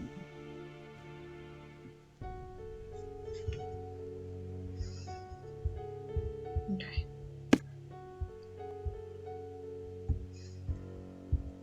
Let's keep exploring.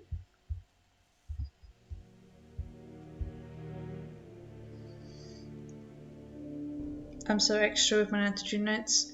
Oh yes, I love taking notes for Nancy Drew. I need it not only so I'm like, oh, this is the hint for the puzzle, but also I forget what I'm doing half the time, so I need a to-do list. Task list, be damned. I need task lists plus my own to-do list or it's not happening. True Stories Behind Famous Portraits by C.B. Brown.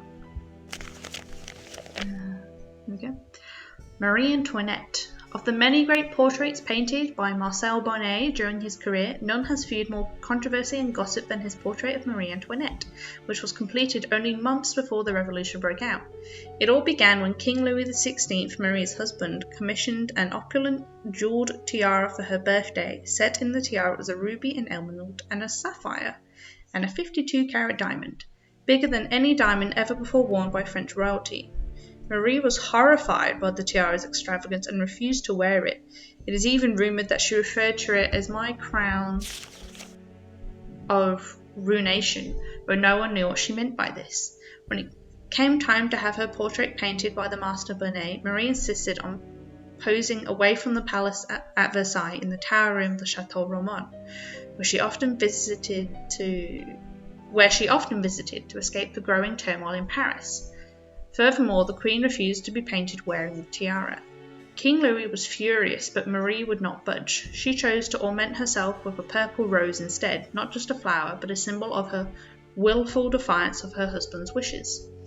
When the portrait was finished, she gave it to the Romonts in appreciation of their loyal friendship. Shortly thereafter, the revolution erupted in full.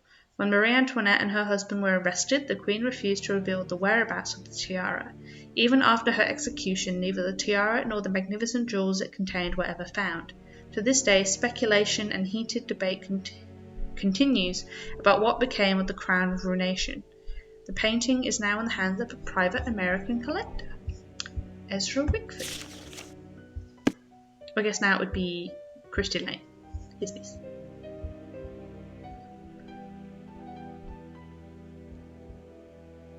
A sly rabbit will have 3 openings to its den.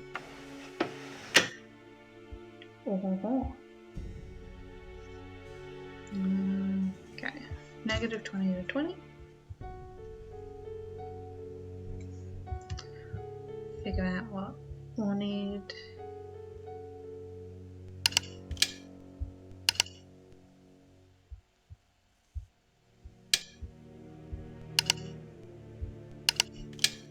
Okay, so the green is to input, red is to reset. Cool. How do I back out of this? There we go.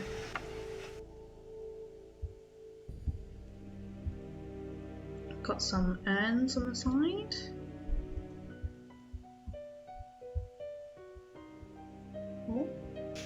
Oh, new book. Purple Hearted Queen. Oh, Professor Hodgkiss herself.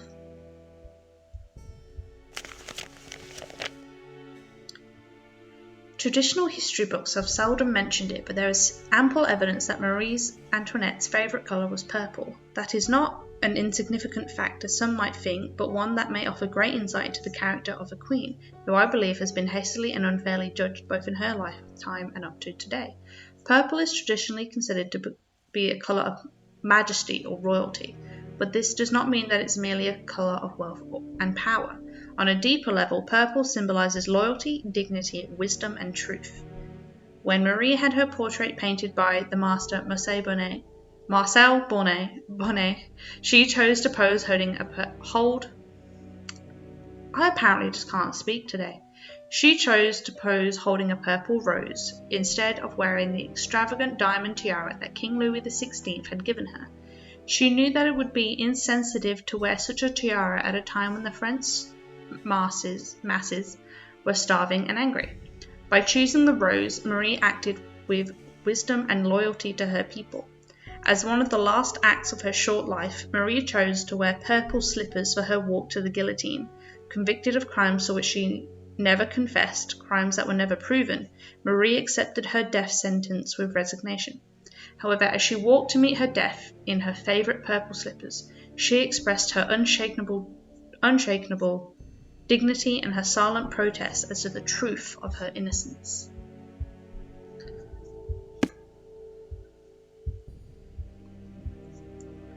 More books. That soil can't be an absolute nightmare to get out of that carpet.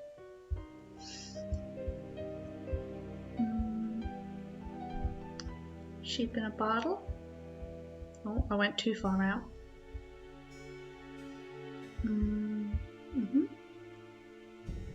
Any more? No.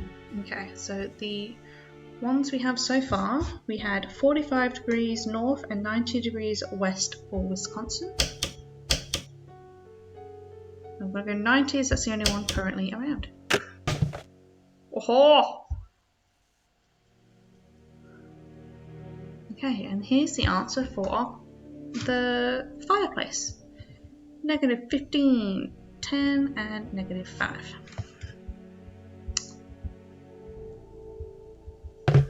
There we go.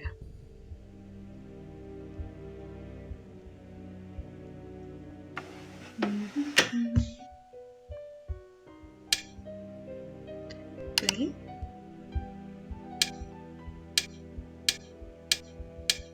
$10 and -5.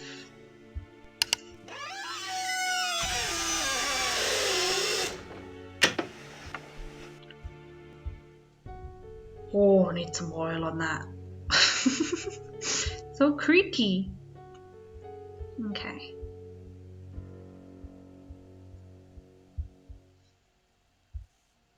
Here we go. Mystery cupboard.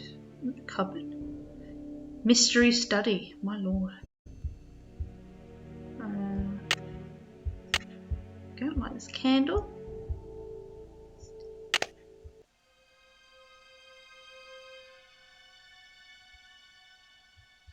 We got a key. Okay, what else? Nothing on this immediate screen.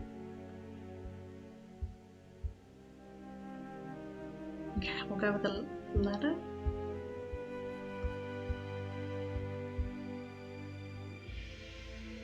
The castle's been empty for many years now. These hallways just echo in rain. And oh, how I miss you, my one-time son. My anger's dissolved into pain. I still don't know why you pilfered my wallet. The money could hardly have mattered. That $50 I'd have given you twice, but instead my poor heart you shattered. If only I could find you, we'd patch it all up, talk through it as dad and son should. Perhaps you meant only to test my love, perhaps you felt misunderstood. I want you to know that your old man forgives you. Old bygones are bygone with me. So I've left you one keepsake to remember me by, you'll sure be delighted to see. Go out to the garden, my old thinking spot, my refuge in hours of dread. Your luck charm is stashed where no stranger would look, in the back of my old trouble head. So this is goodbye, dear Dexter, farewell. You offered me much needed joy, and I will never forget all the laughter brought me, my darling young rascally boy. That's really sweet to have a poem written for you. Where am I going? Here.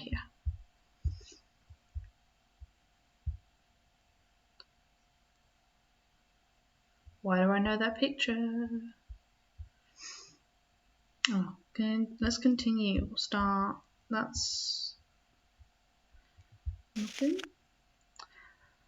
When he was good, he was very good. Dexter, the son in my life. Castle Boy wins states. Oh, I didn't mean to. No, okay. State spelling bee.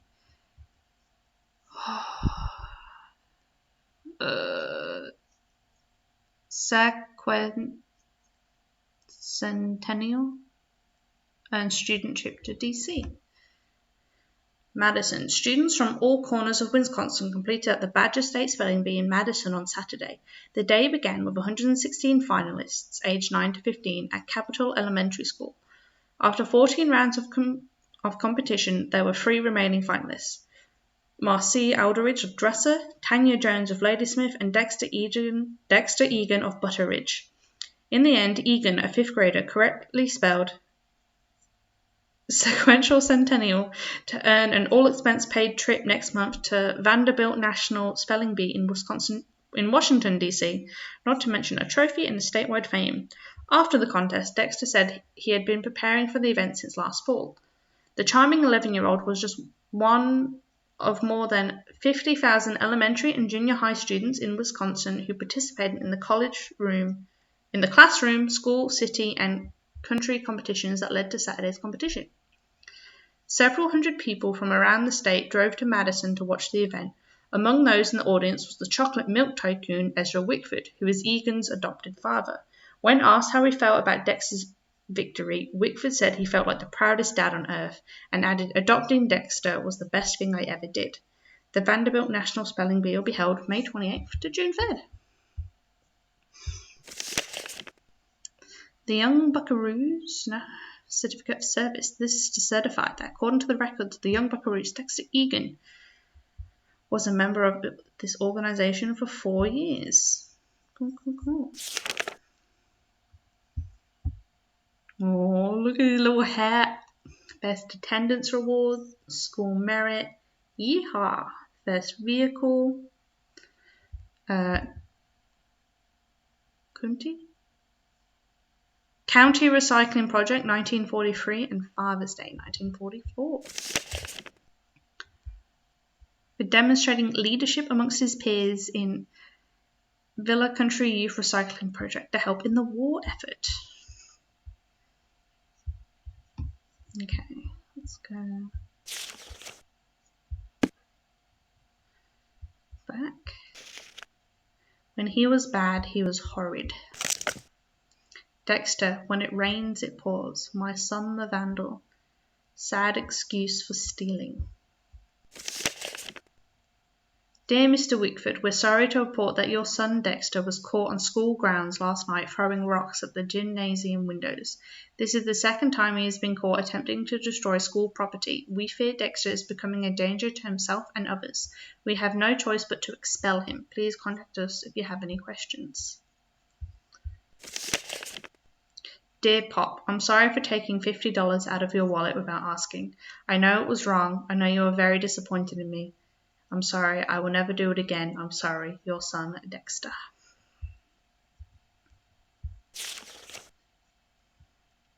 I raised a crook.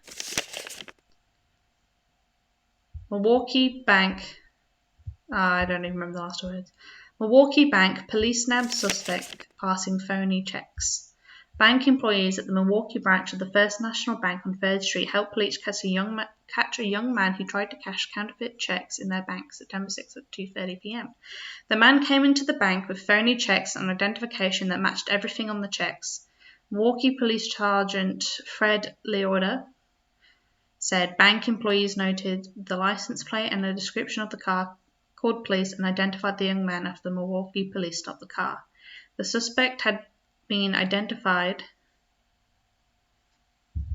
That says Bede, identified as Dexter Egan, 18, of Butter Ridge, the adopted son of prominent chocolate milk tycoon Ezra Wickford. He had 3 different sets of false ID matching the checks. At 18, the kid is already like a pro. Egan was arrested on a felony charges of possession of false ID for purposes of fraud, possession of counterfeit checks, attempting to pass the checks, and conspiracy. If convicted, he could face a prison sentence of up to 20 years. As of last Friday, Egan was being held at County Correctional Center on a $50,000 bail, said a jail spokeswoman. Ezra Wickford could not be reached for comment, nor has anyone come forward to post bail for Mr. Egan. Souvenirs? Oh, that's a bit awkward. I'd rather see it burn. I have changed your will according to the directions you gave me in the meeting of May 21st. In the event of your death, Dexter will have no recourse to inherit Wickford Castle or any of your estate or financial holdings. Furthermore, he will be unable to claim any association with or capitalize upon your name or reputation. I am currently proceeding with your request to annul your adoptive relationship to Dexter and to sever any subsidiary legal ties you may have to him. I will notify you when these procedures are finalized. On a personal note, allow me to say how sorry I am to hear of Dexter's criminal conviction and to urge you not to blame yourself. I'm sorry you did the best you could. I'm sure you did the best you could with Dexter, but some children just turn out to be bad eggs. Nonetheless, while your disappointment must be profound, I commend your prudence and pragmatism in this decision you have made to protect your estate. Peter Rockford.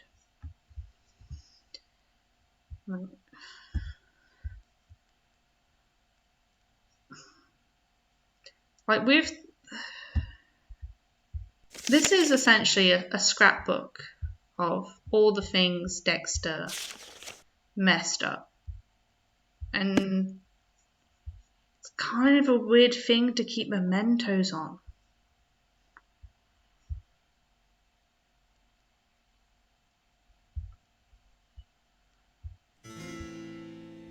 Yeah, no matter how bad, whenever I have kids, I don't think I could keep mementos on stuff like that. Like, I'd be a bit weird. just keeping track of the time of my child has been spent in a county jail. Dang, never noticed that typo. I never got all the typos the first few times I played them, but you find there's a couple of them. My brain just tunes some of them out, but I picked up on that one.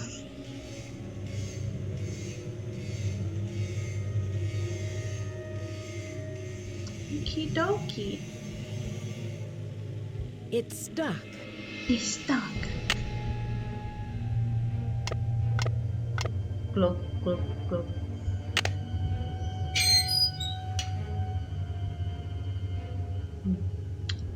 One thing. The elevator's in the way. Okay. One video I liked watching was someone made a compilation of just like small errors they found in the Nancy Drew games. It was quite a good laugh sometimes. It would start happening, or like a glitch would happen. I'd be like, how did I never notice that with the first when I played them? Then some of them were like the older games, so like when I was a kid, so I was just like, maybe that makes sense. We're on the basement level. I'm gonna come out of the basement.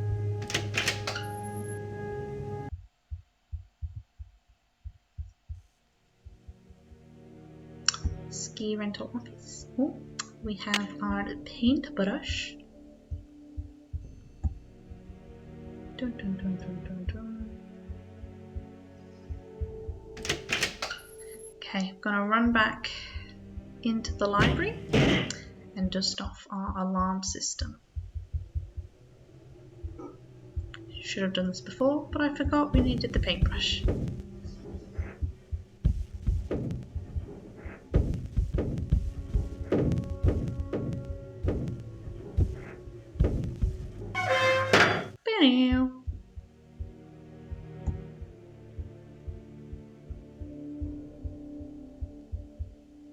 Oh, there we go.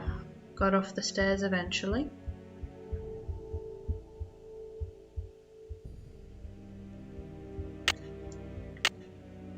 We got some dust.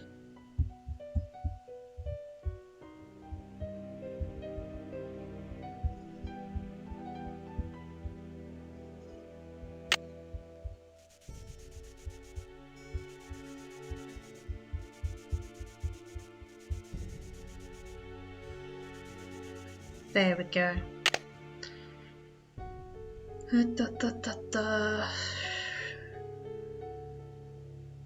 Free asterisk 7-2. Cool. I'm gonna write that down because I'll forget in the heat of the moment, most likely.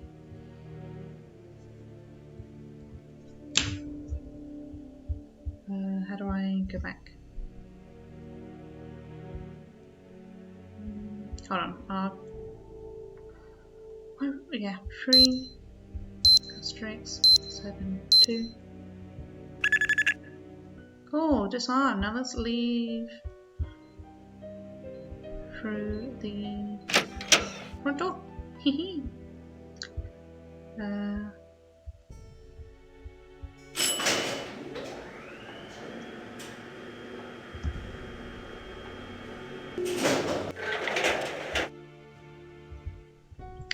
Okay, we should be right if that's on this floor. Locked.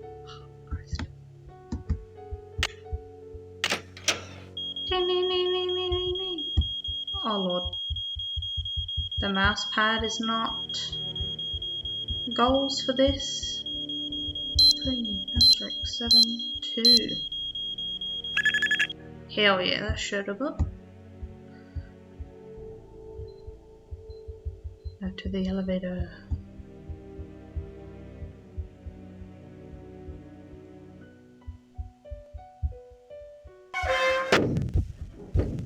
Dun dun dun dun dun dun dun. Panic! Lol. Oh yep.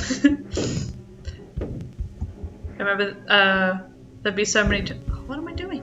I can't leave. Trying to turn that alarm off using my mouse pad, and it just not tracking what I'm doing fast enough, so I just get caught.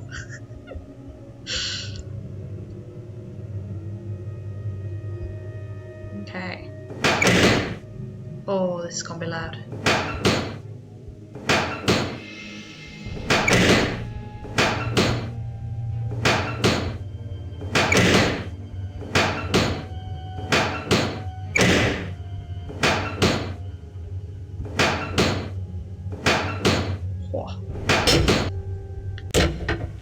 Secret tunnel.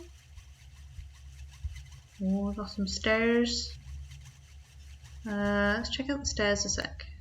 Oh, that leads out.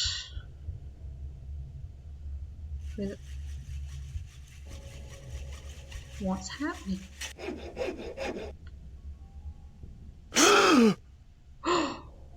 The shock and horror. Nancy, what are you doing here? I was just looking for the castle's soda pop machine.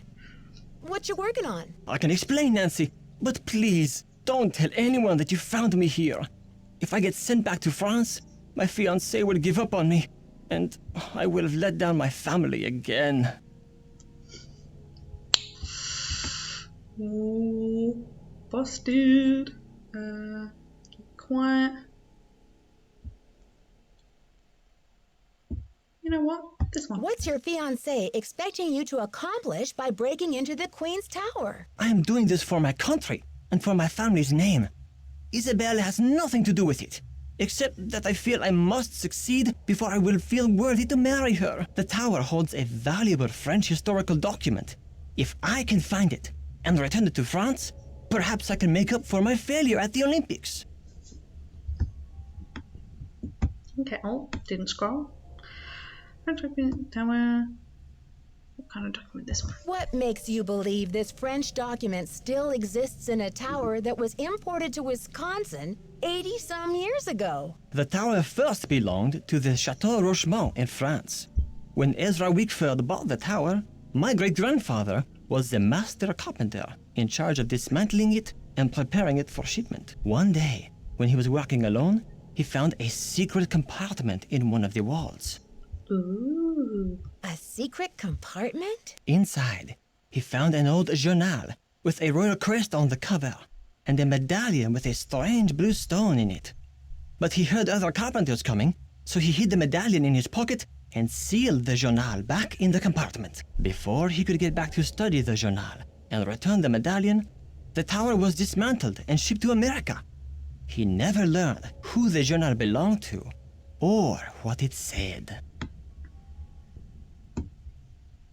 Why didn't your great-grandfather tell anyone about his discovery? He thought if he told his story, Ezra Wickford might get angry, accuse him of interfering with the project, and try to ruin his name as a carpenter. So he kept quiet. Yes. So, how do you know all of this? I was his only great-grandson. On his deathbed, he gave me the medallion and told me the whole story. He begged me to come here to Wisconsin to find the journal and return it to France.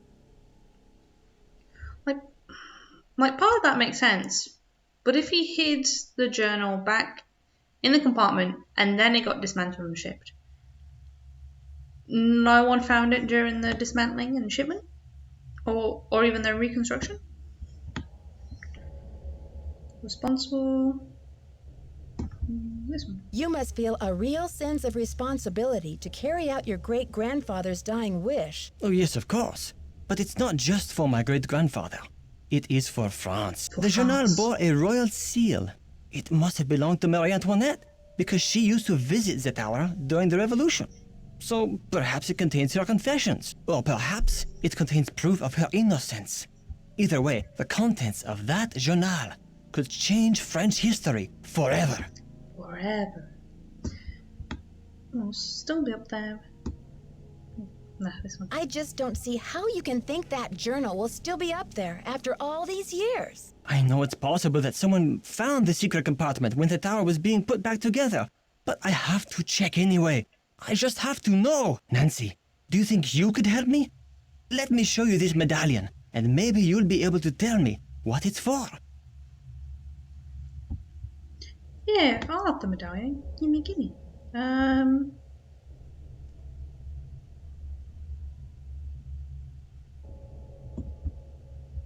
I don't know, Jacques. You seem pretty desperate. Why should I believe that you're not the library vandal? Oh, Nancy, you must believe me. I would never try to destroy that beautiful library. After all, most of those books are French. Now will you help me? I think this medallion will interest you. And maybe you'll have some idea what it's for. It's in my locker. Will you go get it while I take care of something? The combination is 2665. I'll meet you in the locker room in a minute.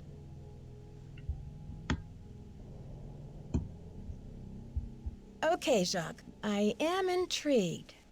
I'll see you downstairs. You're the best, Nancy. That's what they tell me. Hehe. Potato. I can't even imagine import a building.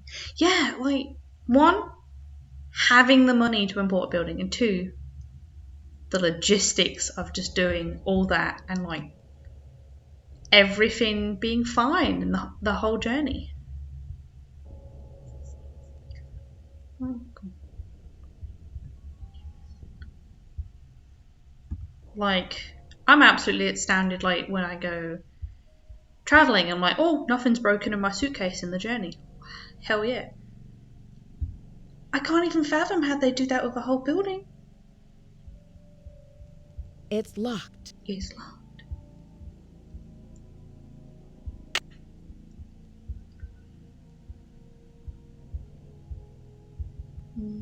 What else? Oh, that's all that's in this room.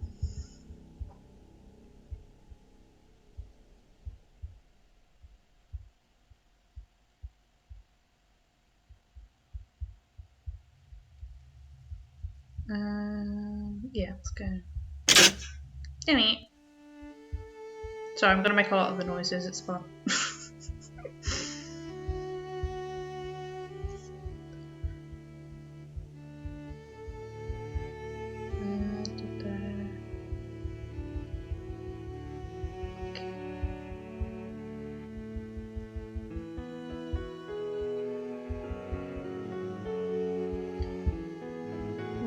Almost there. Mouse pad's letting me get there.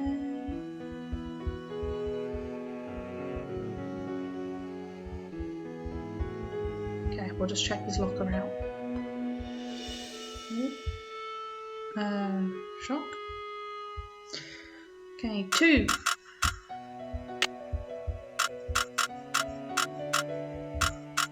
6, 6, and 5.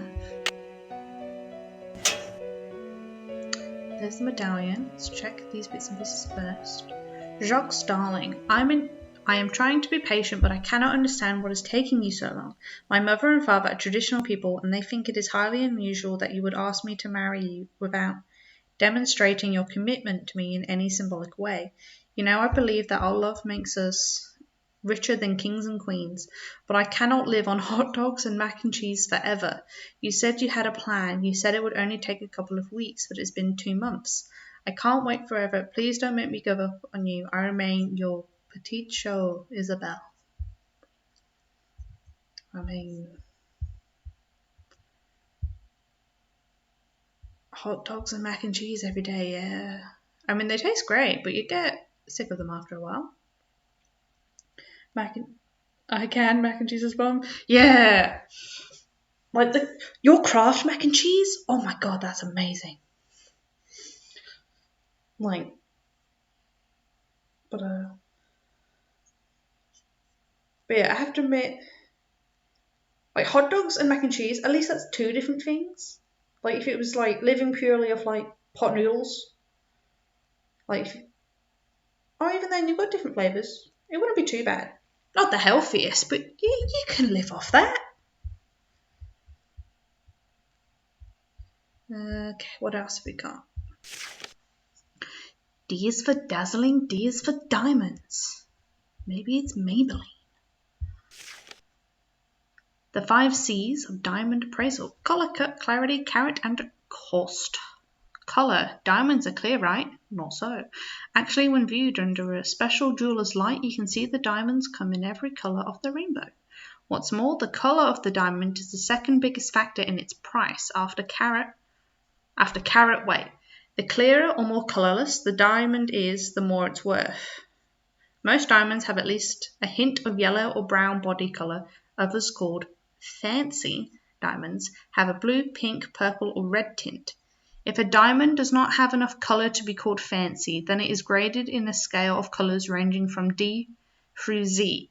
A D diamond is considered to be colourless. At the other end of the spectrum, anything more intense than Z is considered fancy.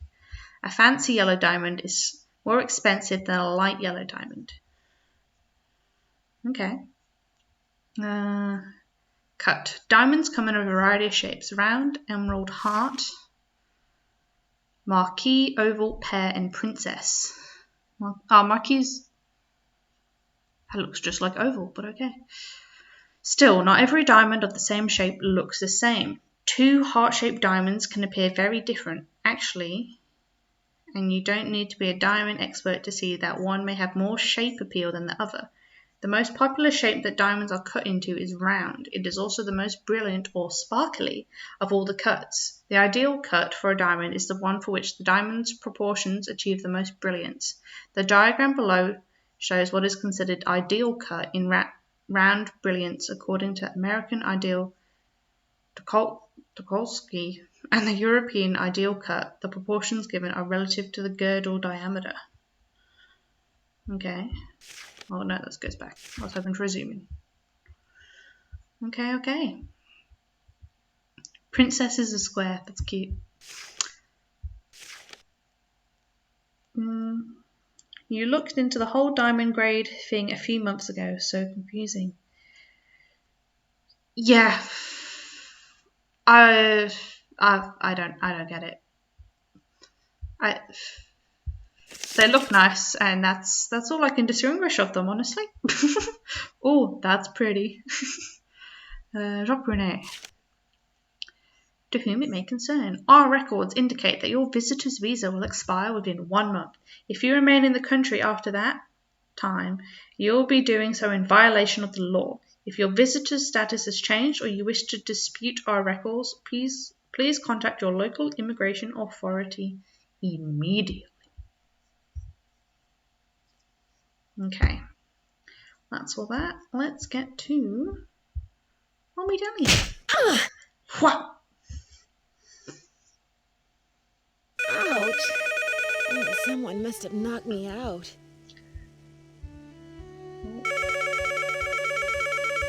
I'm getting there. Headache headquarters. Nancy here. Nancy, it's Jacques. What happened? Are you okay? I don't really know what happened. I opened your locker like you said, and then it was lights out Nancy. But you do have my medallion, right?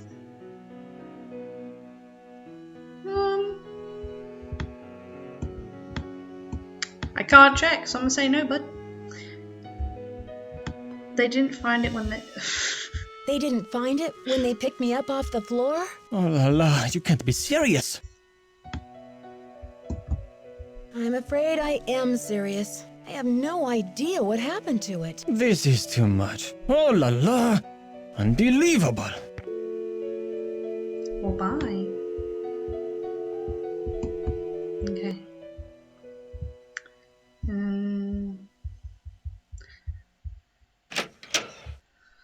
Wait, what time is it? 12. 12 p.m. or 12 midnight?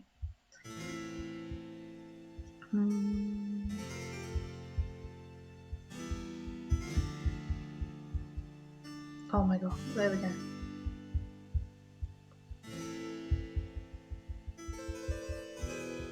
Thanks for coming 12 down. PM. I've been wanting to talk to you. How's your head? Did you slip or what? Well, let's just say someone must be trying to tell me to get a little more rest on this vacation. Anyway, I'm planning on making a speedy recovery. It's just that when I found you out cold in the basement and hauled you back to your room, I noticed all this red dirt on your shoes. I'm just curious where it came from. I don't know. Where possibly could it have come from? Hmm. Tell him the truth. Mr. Egan, I confess, I found my way into the corridor that leads to the Queen's Tower. As you probably know, the dirt in that tunnel is very red. I hope you won't consider this trespassing. Nope. If you must know, I'm impressed. Ezra Wickford set that secret door up so nobody would be able to find it. When I was a kid, I was obsessed with getting into that tower. Ezra told me that if I could get through the secret door, he'd take me up to see the Queen's Tower. Finally, I got into the tunnel, and when I came out with that red dirt all over me, he laughed. He was actually proud of me. I'd be pretty proud of that if my kid found my hidden, well, not just hidden tower, just like, if I was rich enough to have like a hidden compartment or like a secret corridor hidden behind a bookcase. I'd be absolutely ecstatic when my kids find out, like, yes, I've raised you correctly. Here we go. So what was it like to go into the tower room? I'd say you earned the right to check out the tower for yourself. Hell yeah. But you gotta get through that gate, right? There's an old skeleton key in the maintenance shed. Now that the storm's passed, you can go out and get it. But be careful. It's still dead cold out there.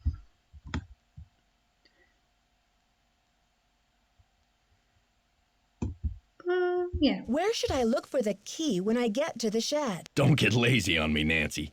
You don't expect me to tell you everything, do you? Lazy, I did all your chores.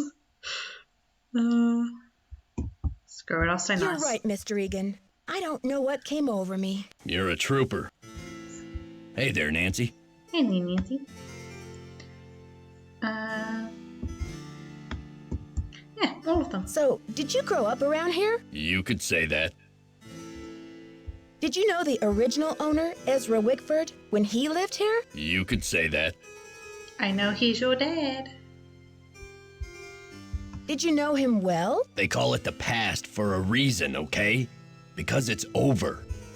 So, do you know if Ezra Wickford had a place where he liked to go and think? Someplace he thought of as a refuge? There was a private area of the garden.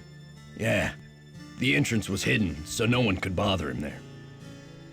Were you allowed to go out there? Once in a while he'd bring me out there and teach me about his favorite flowers, but that was like 100 years ago. You don't look 100.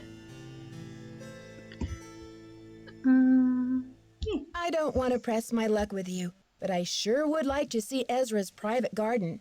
Could you tell me how to find it? It's nothing but wasteland out there. If you're bent on tromping around in the cold, go left when you get outside, away from the shed. Look for a wrought iron gate. You'll figure out the rest. Okay. See ya, Mr. Egan. You're a trooper. Cool, let's go explore the main shed. And we'll find that tower. I'll chat first. So what'd you find in the library? Please, Lisa. You know it's off limits. Oh, come on, Nancy. You've been on the prowl. I can tell by the sparkle in your eye. Nope. I honestly have no idea what you're talking about. Aw, you're no fun. Hehe. Did you know Professor Hodgkiss published a book on Marie Antoinette? Yeah, I looked her up on the internet. The critics panned the book. Looks like other historians think she's a real quack. I'll let you get back to your magazine. Later, Nancy. I mean, she's a bit, but that doesn't mean her book's not cool.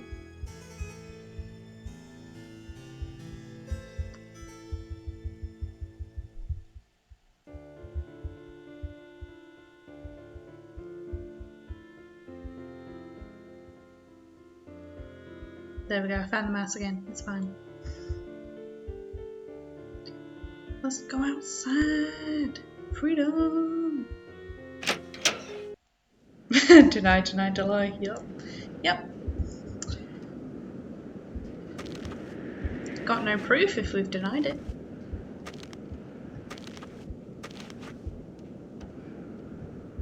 Warning, do not enter, no entry. Dexter said it was fine. I'll start in this corner.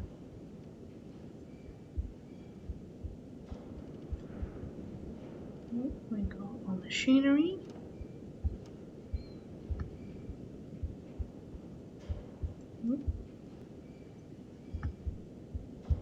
And nothing here.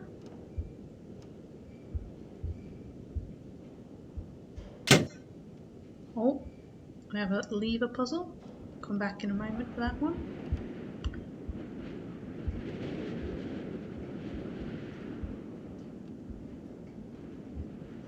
What's this? Oh, there we go. Lever puzzle. So we need 3, 2, and then 4. Can do. I'm sorry, my pen decided to escape my hand and roll off to try and escape the table too.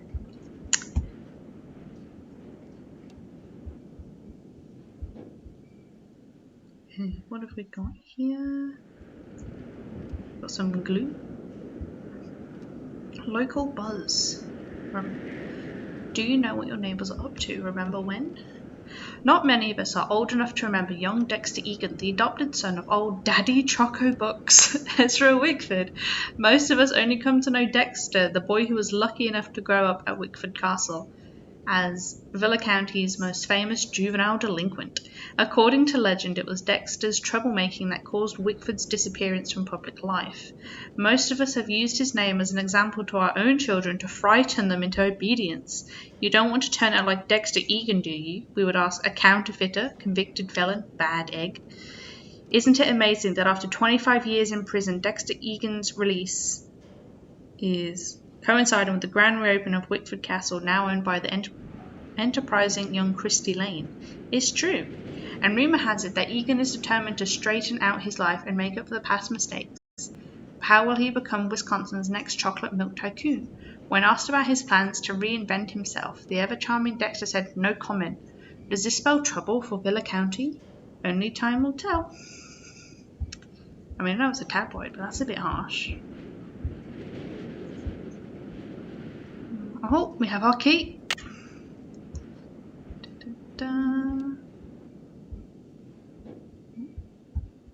Telescope. Nice.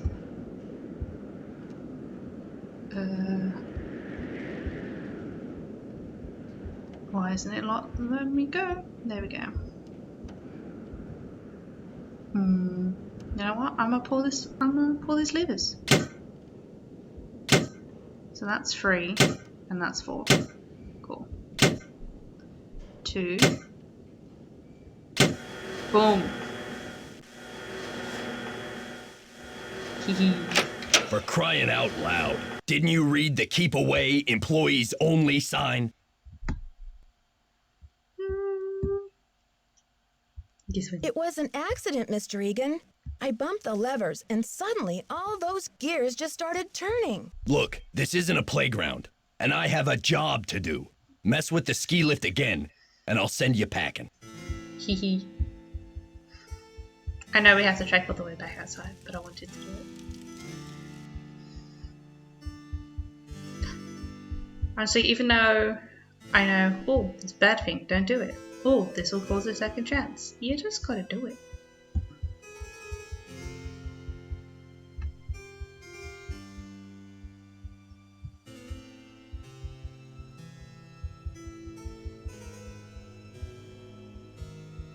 Okay, let's check out the secret garden.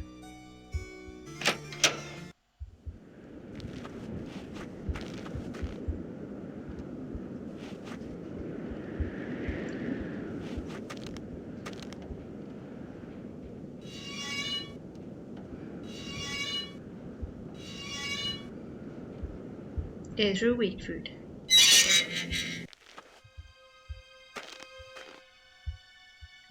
Frozen fountain. Oh, went a bit faster than I wanted. Wickford Garden, created in loving memory of Eleanor Wickford, 1873 to 1944. Okay, so we've got all these bits and pieces. Nothing there. Oh Lord.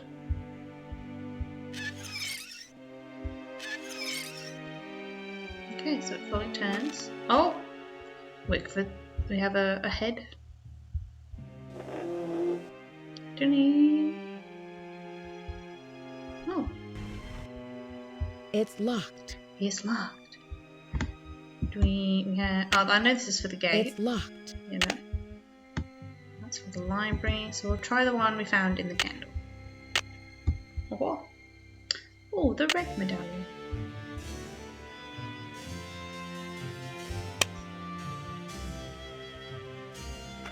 The tone shift of the music. Oh, so that's what you look like. Cool, cool. Fuck there. I want a secret garden. Oh, secret garden would be so fun. I mean, this isn't a bad secret garden. I bet it would look great in spring. It's even got the whole hidden away by ivy. Goals.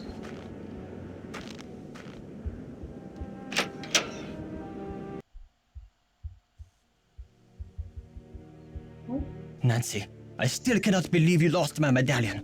How could you have been so careless? I got knocked out, bruh.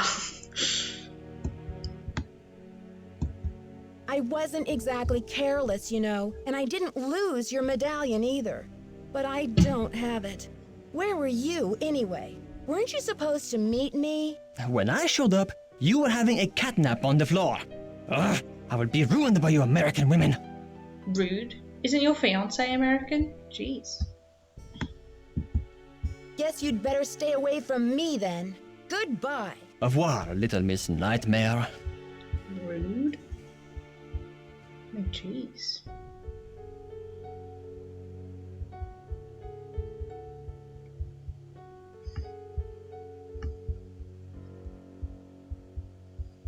Oh, turn.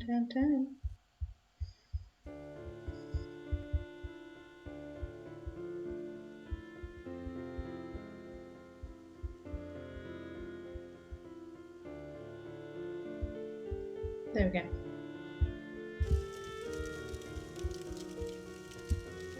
Glad you came down to talk. Get this. I saw Dexter walking out to the maintenance shack with this, like, green ornament thing in his hand. He's up to something, right? Maybe you should check it out. Green ornament? If you're so interested, why don't you go check it out yourself? I'd love to, but I really should get to work on my article. Convenient. I'll let you get back to your magazine. Stay warm. I guess we'll trek back and see what Dexter put in the maintenance shed.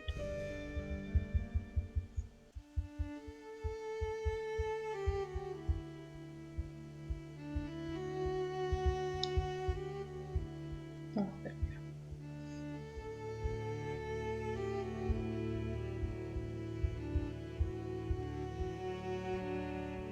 I remember as a kid thinking, ooh, green ornament, what that is. And like my brain went to like, you'd think it'd go to like something natural, like maybe like a green vase, like a little statue. And then my head just, as a kid, was like, maybe he's taking an apple. Or like broccoli. Nothing normal, just like food.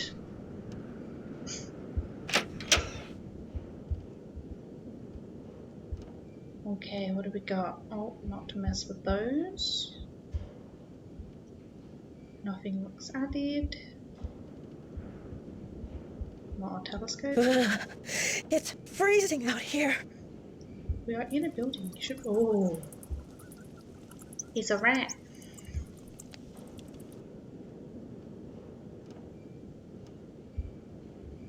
I'll take a green medallion. Oh, tone shift.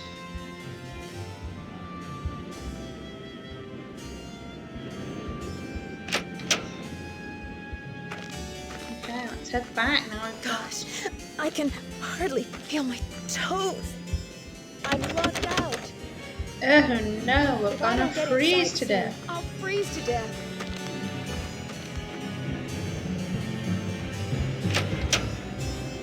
Oh, I'm freeze it if I just can't direct us anywhere. Let's call Egan.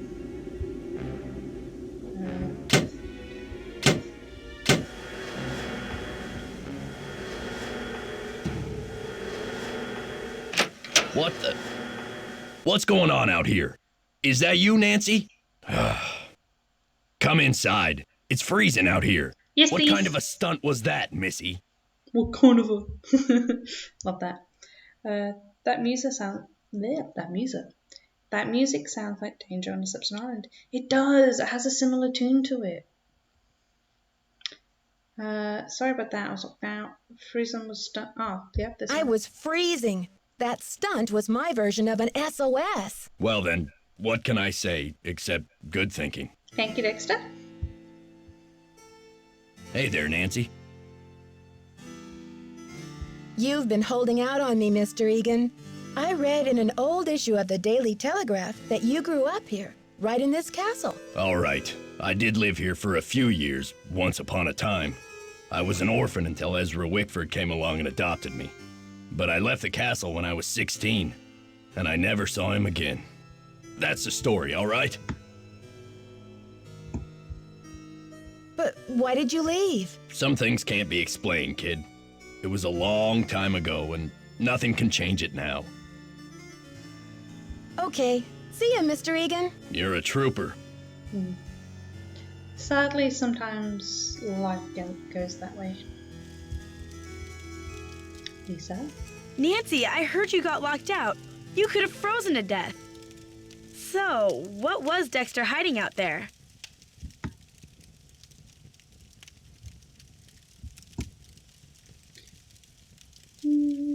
I don't know. It just looked like your average maintenance shed to me.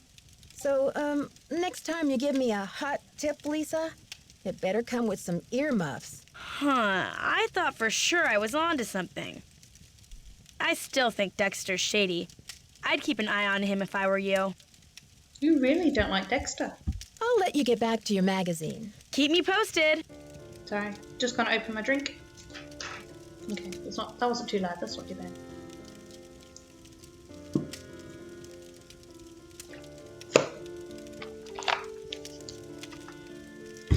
I got thirsty.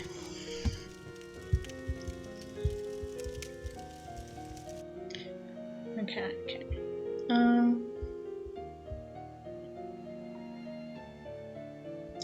Yes, we will go to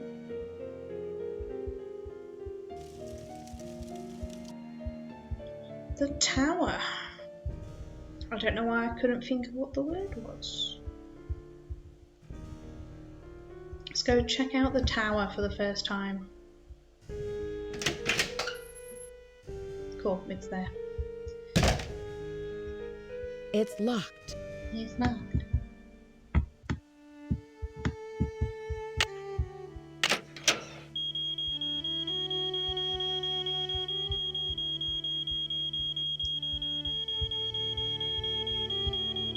Dun, dun, dun. In the clear. Okay, let's go. Roll through that vent.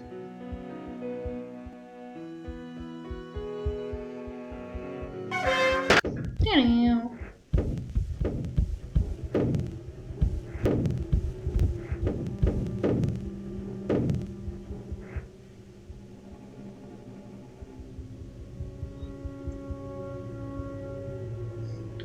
Honestly surprised that none of those ladder runs break off at any point while on them.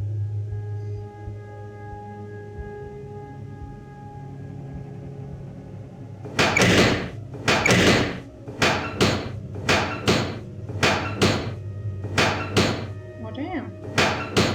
Oh hell yeah. Love a first time. I realised what I said and I'm sticking to it.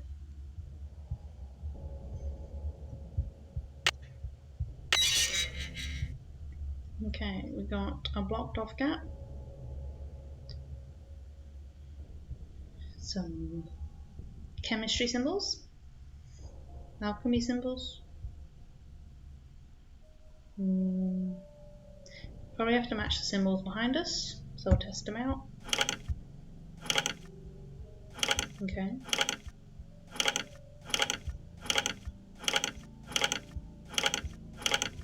So he's independent.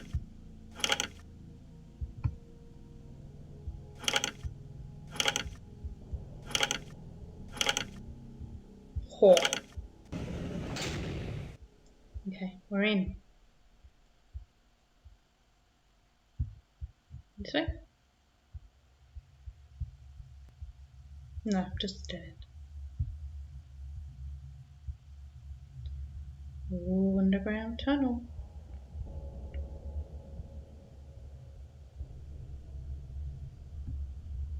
Looks like some kind of prison.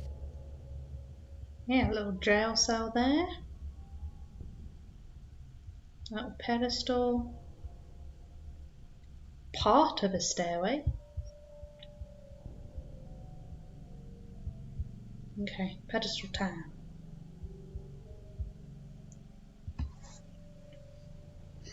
Ooh, adjusting in my seat.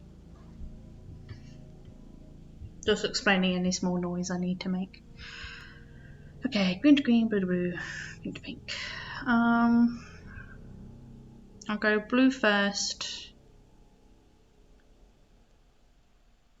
No, I won't.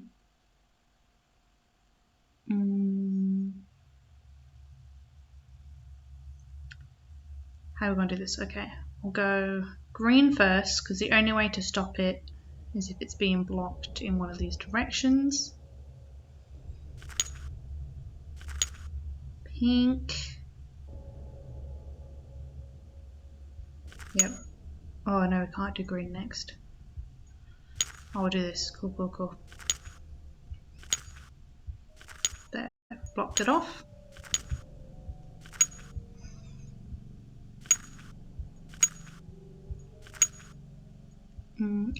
And here we go. I like sliding puzzles.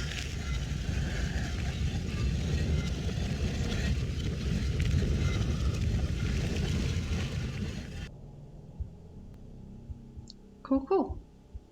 Now we have our stairs. Oh, square in the wall. That would be our stairs retracting.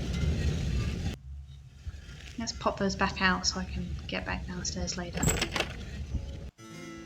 Oh, so bright.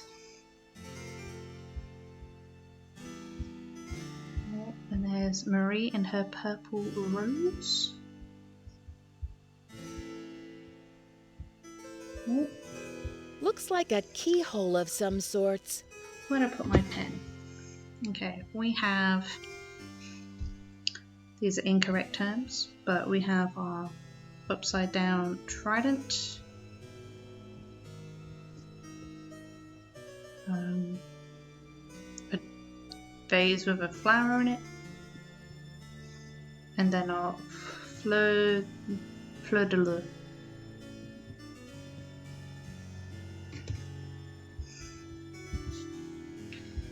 And a square in the middle.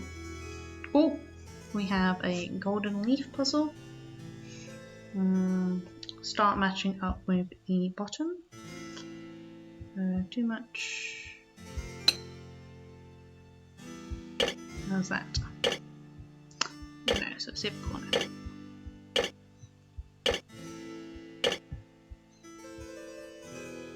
I want to turn. There we go. Yeah, that looks better. Oh, I put this in the wrong spot. No, I didn't.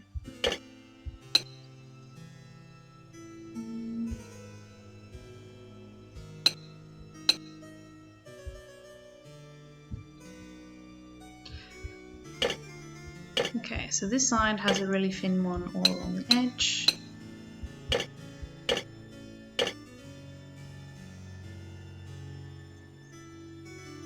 Does that? It sort of matches.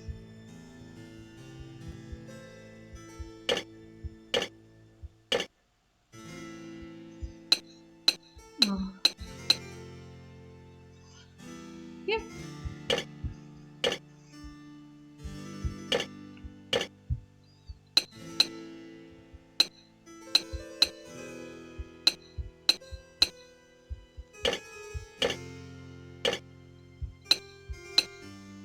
Oh my god, that looked out so well for me. Okay.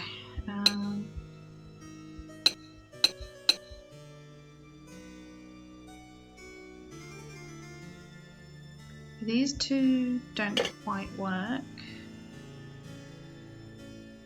This one? Oh, so much better. And then these two. That matches. Oh, there we go. Well, we have our journal, which we're apparently not allowed to read. I know it'd be in French, but I'd still like to look inside.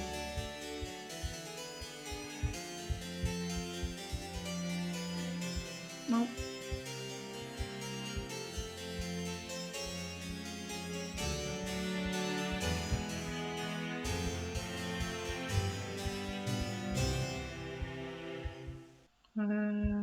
This one.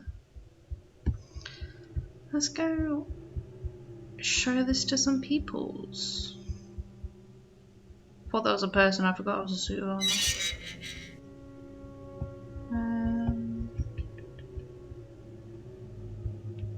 Let's escape.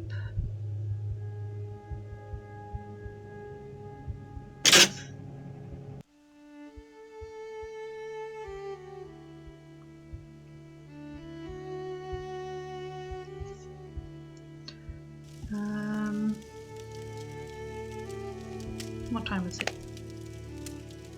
9:05. Okay, I want to talk to Hodgkiss.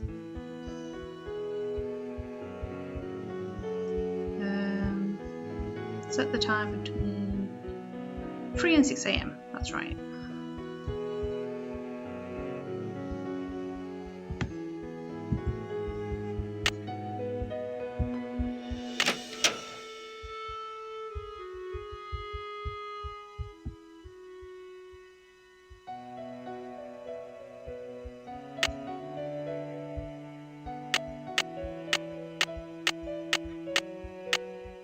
No, one more.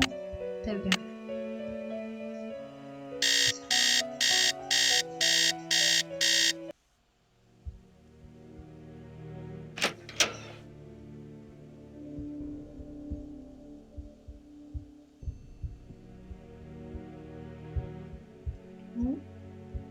Oh, there we go. Where am I even going? She's downstairs right now.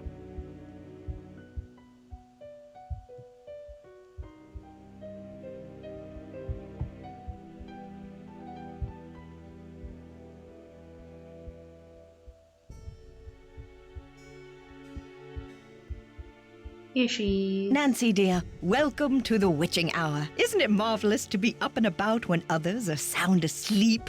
I find my brainwaves are at their most powerful during this time.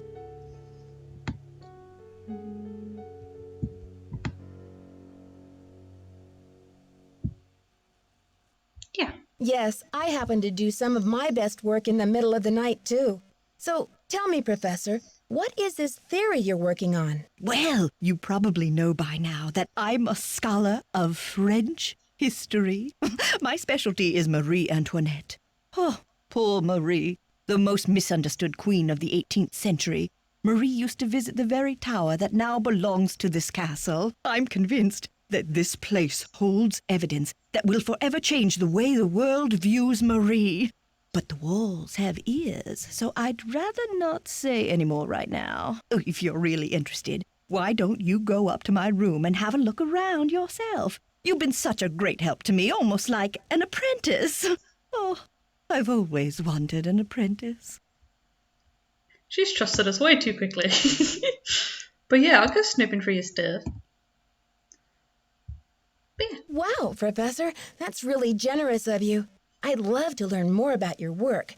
But are you sure you don't mind? I insist. Your mind is like a ravenous monkey gobbling up every banana in its path. Oh, how can I stand in the way? Here's my extra pass key. I get back to work at 6 a.m. sharp, so just make sure you vacate the premises by 5:59 and put things back where you find them. It's all scientifically organized in there.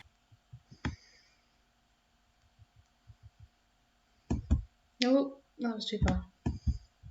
What did you mean when you said Marie Antoinette was misunderstood? Everyone thought Marie did nothing but spend France's money on jewels and fancy soap for herself, while her people were starving. History books have upheld the myth that she was just a spoiled and heartless brat, but I don't believe it.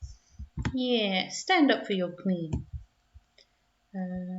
What do you believe? I believe that she's been the victim of vicious rumors and lazy historians for too long, and that if the real story could be told, people would realize that Marie Antoinette was actually a good woman who wanted to help her people but didn't know how. Do you know anything about a tiara that was given to Marie Antoinette? The infamous tiara, of course. Oh, people thought Marie had this extravagant piece commissioned for herself, and they hated her for it. But really, it was her husband, King Louis XVI, who had it made for her birthday. Oh, she didn't want it, refused to wear it, and then, a few months before the revolution broke out, the tiara disappeared. Ooh. What do you mean it disappeared? It was never found. There were rumors that she had it destroyed, but no one has ever been able to prove this. Yeah. I found something that I think you'll be very interested in. It seems to be some kind of journal. I think it was written by Marie Antoinette herself. What? Let me see that. Let me see. This is it. I've been trying to track this down for 15 years. Where on earth did you find it? I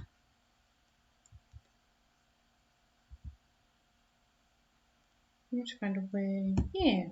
Well, it's a long story, but I happened to find a way into the Queen's Tower, where I happened to find a secret compartment. I think this must be what the vandal was after. Nancy, I must warn you. I'll wrestle you for this if I have to, and it won't be pretty. Imagining Hodgkiss in a wrestling match. Oh lord. This will combat.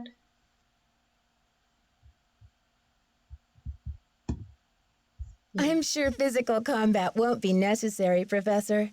I'm glad to help you with your work, but I need your assistance in return. You're fluent in French, aren't you? Absolutely. I'll get to work on it right away. I'll have the translation ready in my room for you this time tomorrow. Until then, I mustn't be disturbed. Cool. Okay, let's just reset the time for tomorrow's 3 a.m. And then we'll check her room out and get our translation.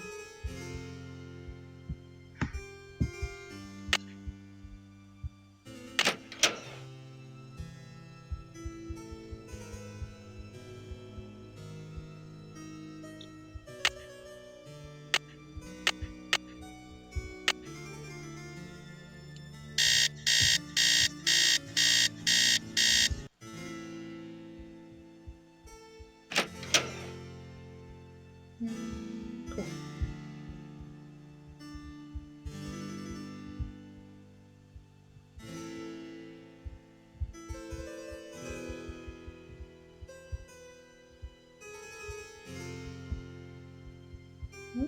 There we go. We got it. Yeah, we'll start with the typewriter. What have we got? Got some glasses.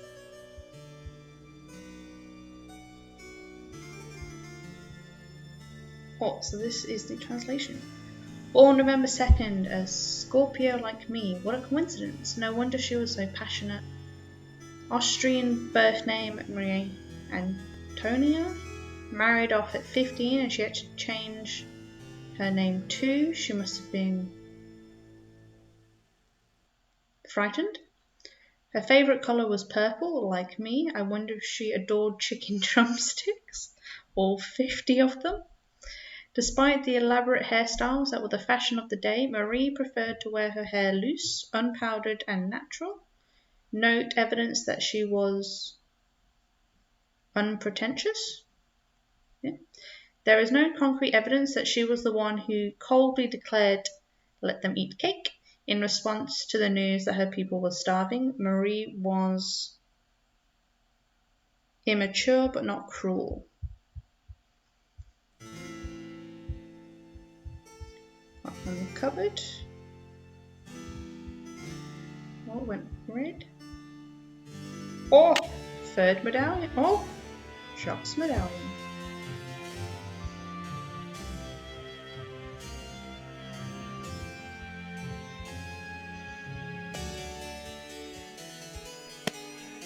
Oh.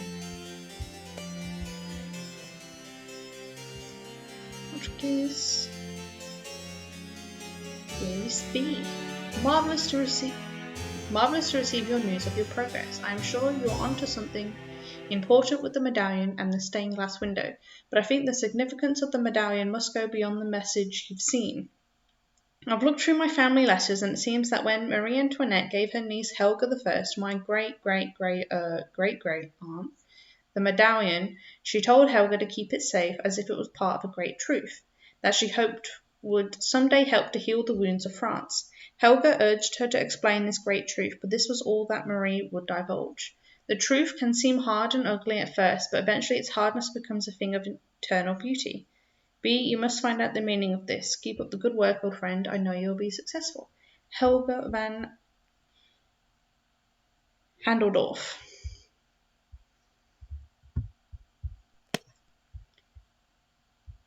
So she was named after her extremely great aunt.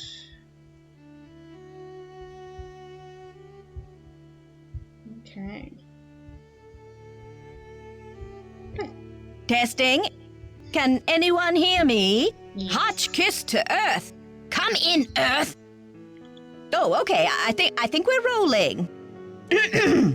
Now, let's get a look at these hallways. So rich in detail. You'd never know this place was built in 1920. It's all so 18th C. Oh, and there's Marie. I feel so close to her, just being here. It's as if her spirit is in the air, sweet as the smell of fried chicken. Chicken! Oh, and we've lost battery.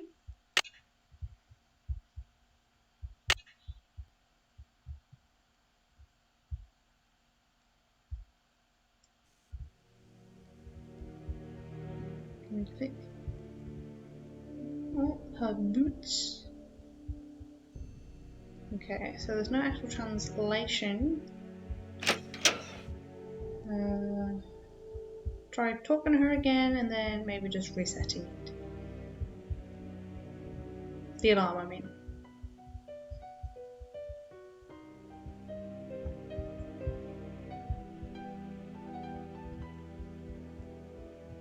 Hello, my fellow night owl. Or perhaps I should say hoot hoot. Ooh. Did you find anything of interest in my room? Oh, cool. I did pop in there, though interesting doesn't begin to describe the place. Would you mind if I went back another time? Of course not. Pop in all you like, just not when I'm working. I saw a letter on your desk from your friend, the Baroness von Hanseldorf, and I'm just wondering, did the medallion she gave you have a blue stone in it by any chance? Heavens, no! Where did you hear such a thing? My medallion had a green stone in it. Anything else would be a mere imposter, a flaming faker, do you hear me? Well, that's a bit intense. So hers got stuck outside, like Dexter, And then she happened to have Jacques' one. What do you think of Lisa Ostrom? That Leslie, yes, oh, a real dynamo, but... I told Chester that I would not require any maid service during my stay. I don't know why she didn't get the message. Oh, so See she's you been soon. cleaning your Goodbye. room. Cool.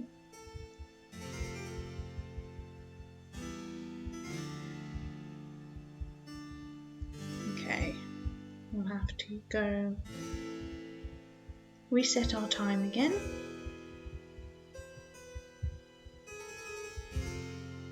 Oh, I went too far.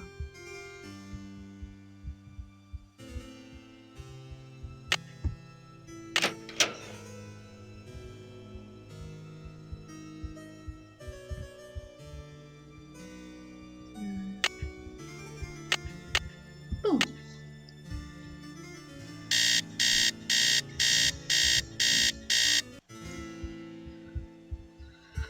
Oh, that alarm would certainly wake me up every morning. That sounds horrible.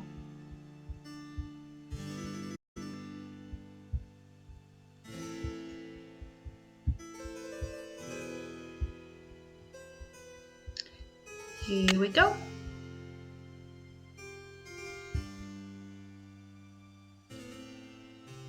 Autobot Wheeljack, hi, nice to meet you. Oh, there we go. Couldn't even get in the doorway. Okay, seems the same.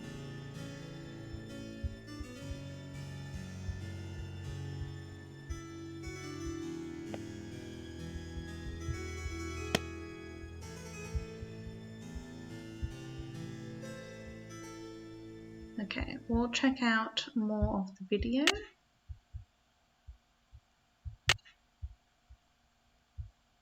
Oh, what's this? It appears to be some kind of peephole. But what, pray, does it peep upon? Shall I peep? Yes, please peep.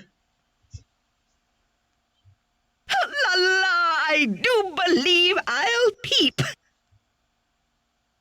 The beauty, the colors. So this is what Helga told me to look for. Where's my medallion?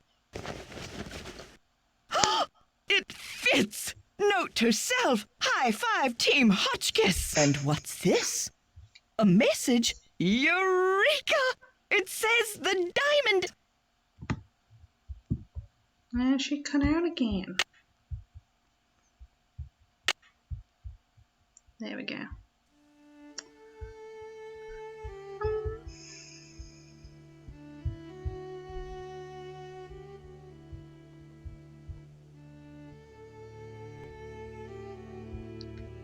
There more to this page.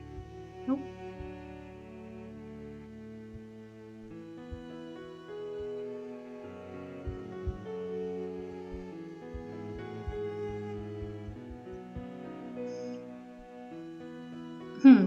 Sorry, my brain is processing. She definitely said the translation would be in her room, but apparently not.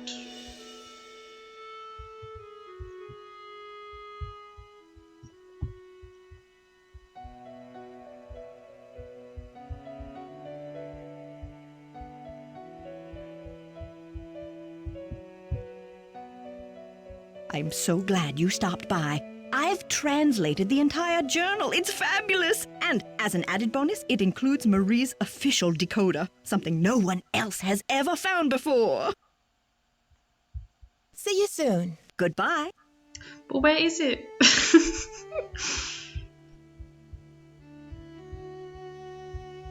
Okay, I'm guessing that makes it spawn in her room now.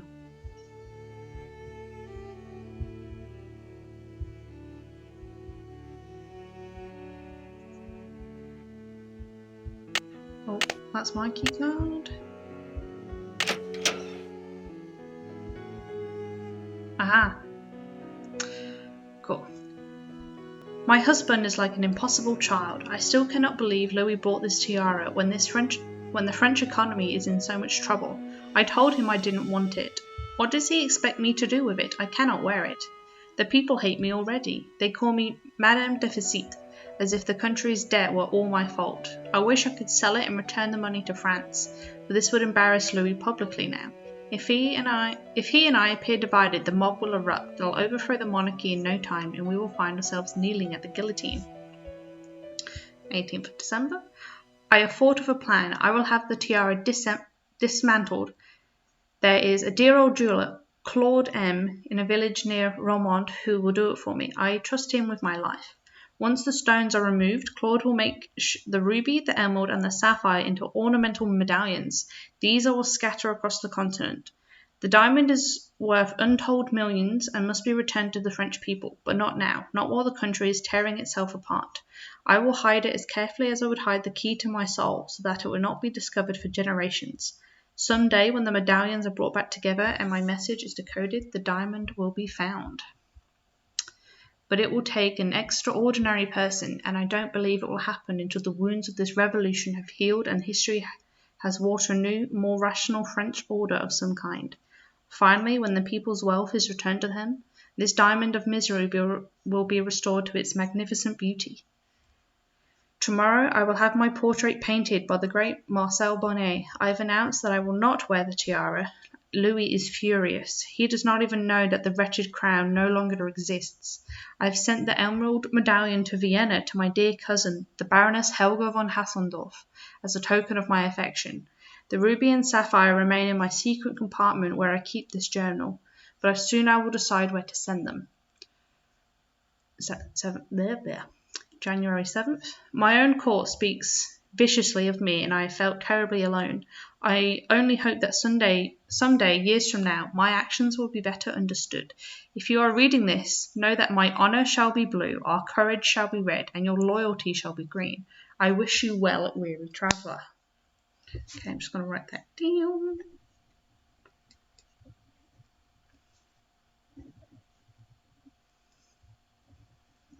And loyalty green.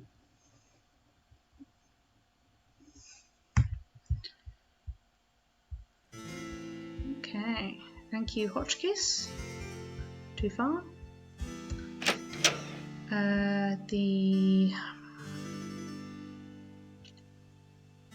The circle room is this way.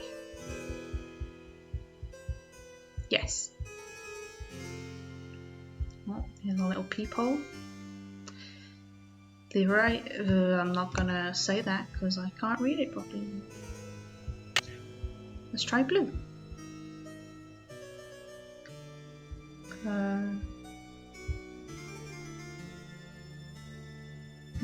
Okay, so just get my notepad out again. Okay, so under the blue medallion, something solution, something, but we have a moon, a sideways trident, and a raindrop.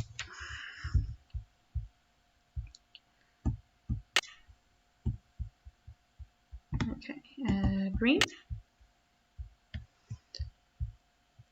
Something about the diamond, misery, and journal. And that gives us a snowflake.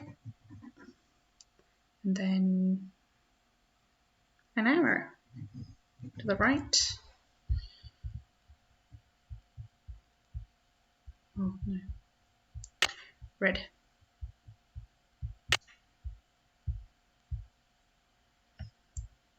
Cool. Yeah, I don't know any of those words. Okay, red gives us a asterisk star and a fancy C.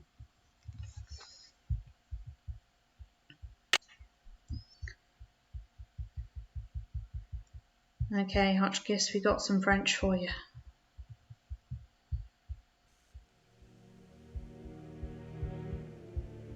Oh, there we go.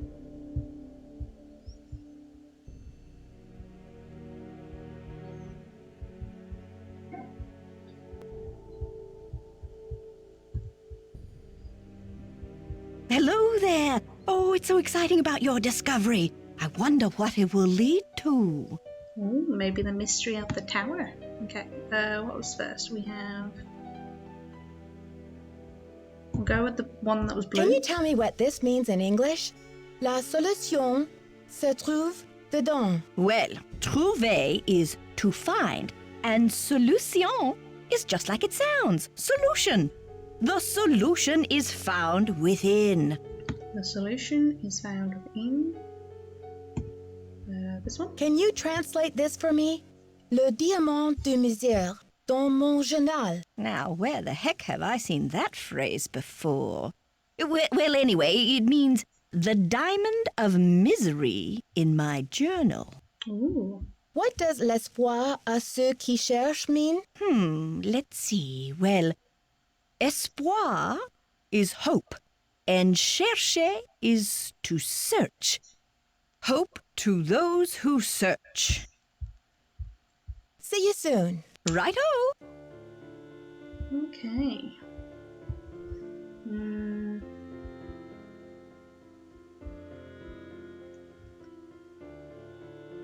Okay, we have those symbols, different colours. Okay, I'm going to reset the time so we have a few more people up and about. We'll have some chats.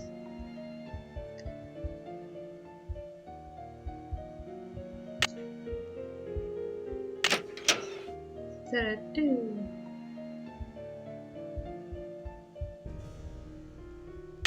9.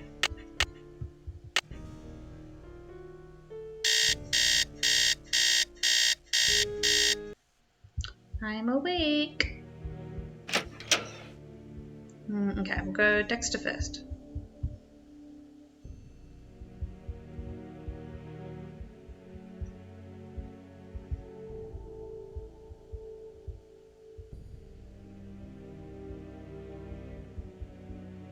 Hey there, Nancy.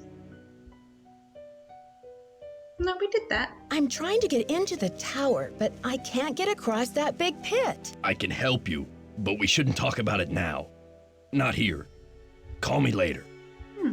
Why are those holes in the crest on the floor of the tower room? I can help you, but we shouldn't talk about it now. Not here. Call me later. Okay. See ya, Mr. Egan. Goodbye. Okay, I'll call him next time when you have to change the time. Oh, Lisa's not here.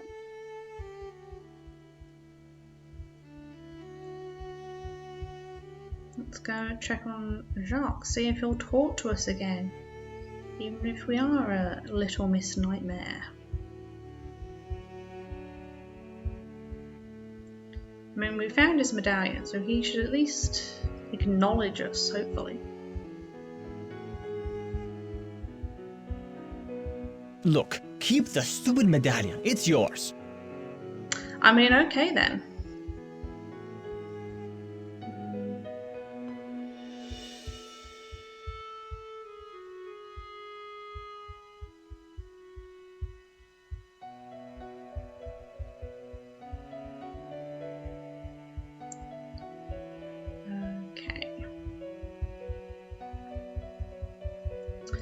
I said when we set the alarm, I'm just going to go the whole way up, call Egan and see what he has to say about the stuff on the floor, and then we can move the elevator to the top floor.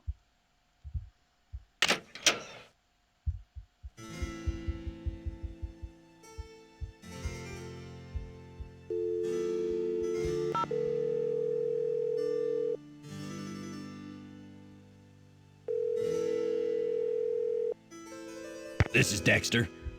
It's Nancy, hoping you can help me now. But why the sudden hush-hush?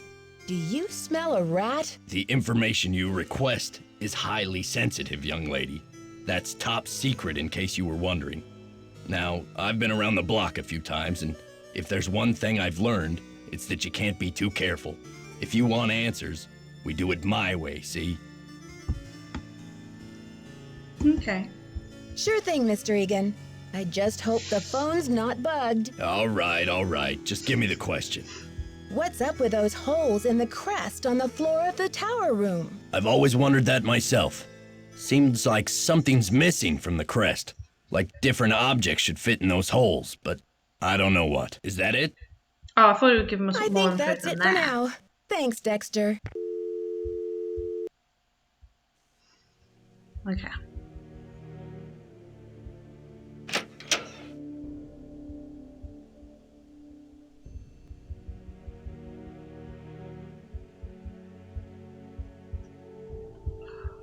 Whoopsie daisy.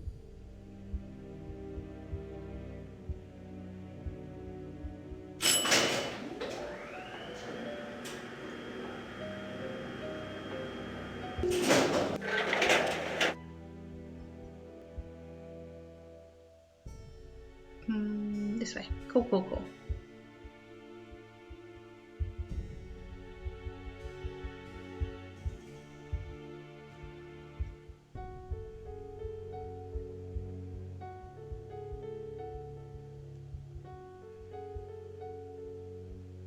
Okay, library time.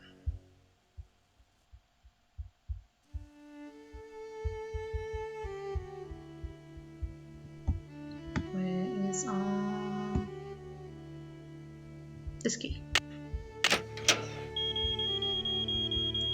Okay, we got this. We've done it twice before. We can do it a third time.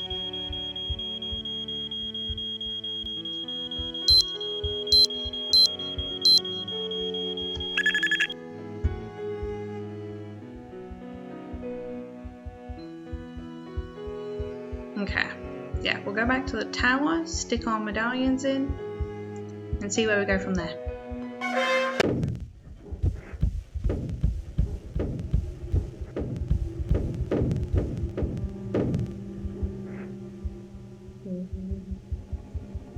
Get excited.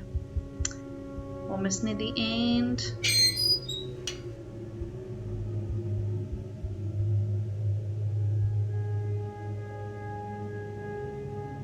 Ah, bugger it. Should have been the second floor. Got a time limit or we're gonna get smushed.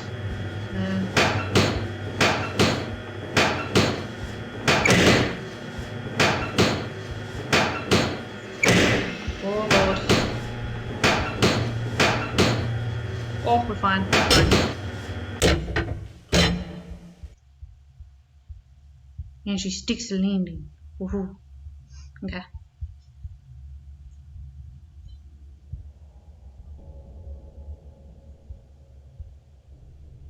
It's locked. This one?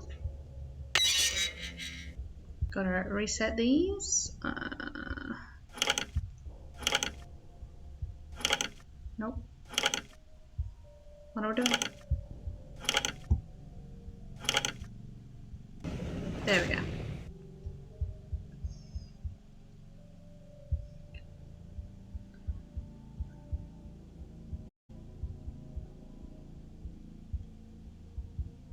Cool, cool, cool.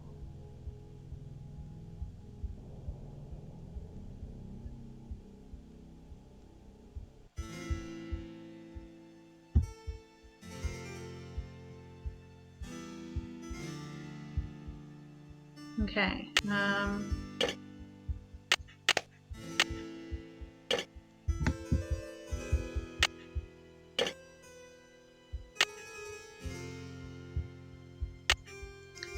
just gonna pick and mix these.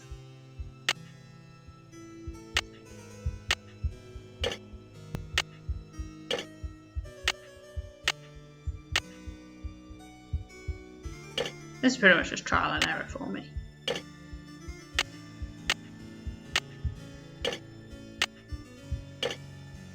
Something's missing here.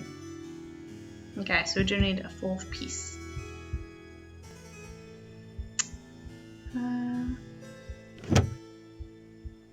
That's done.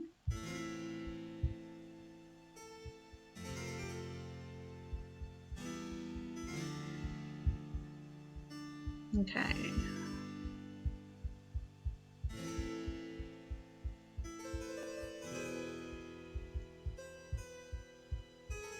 Start going back. Okay, what have we got left to do?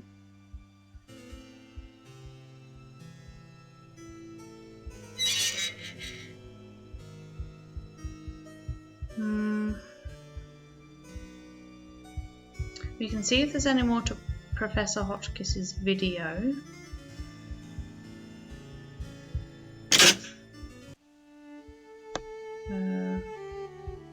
Yeah, I'll just take the elevator to my room.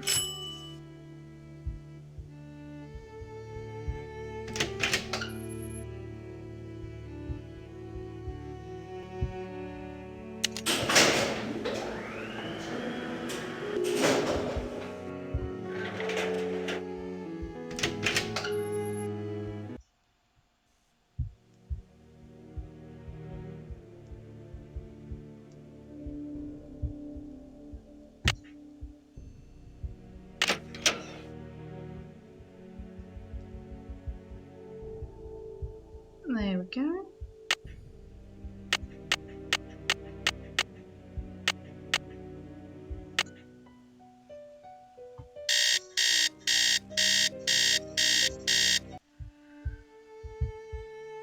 Okay, we got this. Professor Hodgkiss's room. Now that she's down in the lounge.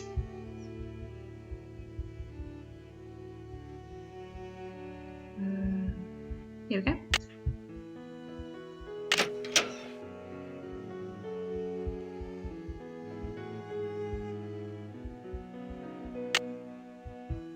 Something's missing here. Oh, there we go. Testing. Ah, it's the whole thing Can again. anyone hear me? Hodgkiss to Earth. Come in, Earth. Oh, okay. I think watch this we're again. rolling. Now, let's get a look at these hallways. So rich in detail. You'd never know this place was built in 1920. It's all so 18th C. So 18th C. And there's Marie. I feel so close to her, just being here. It's as if her spirit is in the air, sweet as the smell of fried chicken. Okay, at least it didn't make us watch through, I guess, part 1 and part 2 of those clips. What do I do, lads?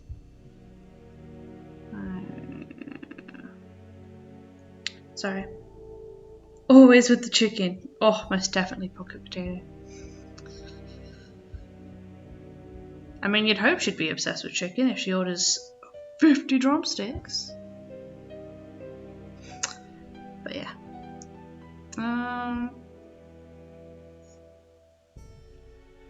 Okay, Shark's not talking to us. Dexter doesn't have anything. Lisa is missing. Let me double check. Lisa is still missing. Yeah, the fire's not going. Tried the medallions. Need a 4th piece. I'm gonna go call Best George and maybe Ned.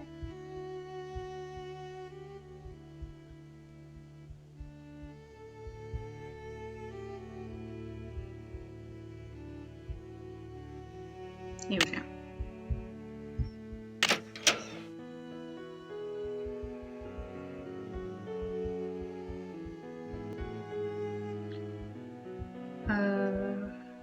No. 1, 5, 2, 3, 5.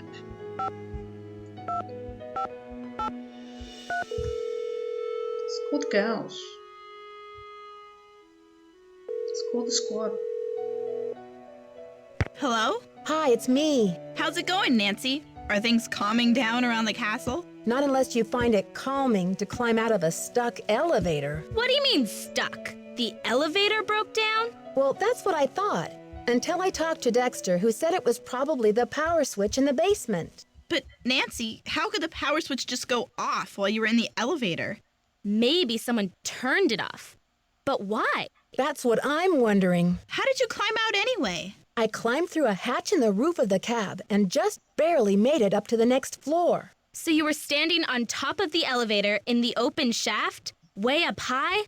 Ugh, just the thought of it makes my stomach do somersaults. Anything interesting in the elevator shaft? Just a metal ladder leading up to this ventilation duct or something. Nothing unusual, except that the cover for the duct looked like it was about to fall off. Maybe someone needed to inspect the duct and forgot to replace the grate? Or maybe the duct leads somewhere, like to buried gold, or a hidden... Bess, that was Nancy's last case. She's in Wisconsin now, not San Francisco. Yeah, not San Francisco. That was the last game. Yeah, let's have a chat. Whitford wrote Dexter a farewell poem before he died. The inventor of chocolate milk was a poet, too? Yum, I could write a poem or two about chocolate milk. It says that he hid some sort of luck charm for Dexter to find. Where? Something about his old thinking spot somewhere out in the garden. Funny, but I didn't see any garden when I came in. Well, you can't exactly tiptoe through the tulips when they're buried under 6 feet of snow. Never mind my cheeky cousin over there, Nancy. When the storm passes, you should go out and see what you can find. Oh. Yeah. I went back to check out Jacques' locker, and I found a pamphlet about diamonds, a letter from his fiancée, and a warning notice from immigration. Did his fiancée sound cute in her letter? Actually, she sounded upset. She wants him to hurry up and do something, but I'm not sure what. Sounds like that guy is under a lot of pressure. Yeah, I hope he's not marrying her just to stay in the country. Oh, I was just trying to get a green card. Okay. Okay, you two. I'll talk to you soon. Bye.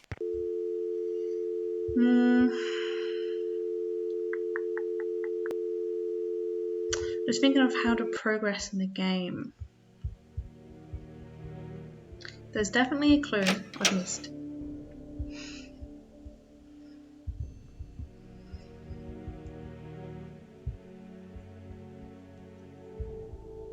Oh, it's not working. There we go.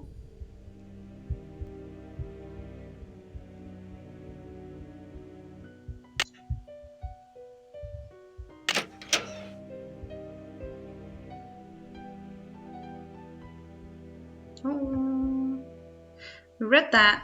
That was her notes. Her translation. I didn't click whatever I this is. see what the symbols in the stained glass mean now. Let's see. Purple rose, hold diamond, key of queen. But where have I seen a purple rose? And what's a diamond key? Okay. Ah, that's definitely what the letters have written out. And then for the single ones, so for the things in the floor, so loyalty is the fleur de lis, so that's green. We got honor, courage, not listed. Down. Yeah, honor is the vase with a flower in it, so that one's red. And the last one is blue. Courage. Okay, I knew I was missing something to progress. Ooh, blue. I'm gonna visit the garden again. Should we visit the garden? Yeah. Oh, that's the wrong door.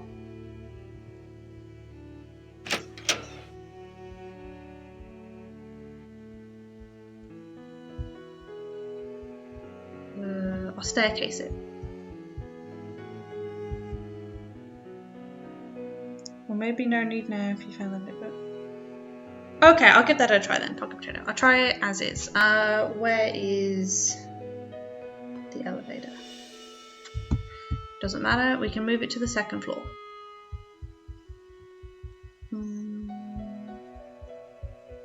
Okay.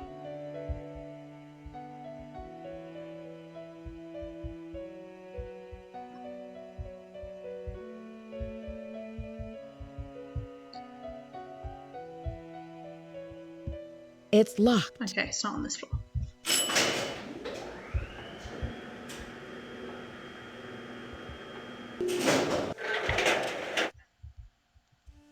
It's locked. What am I doing? Okay. She's screaming.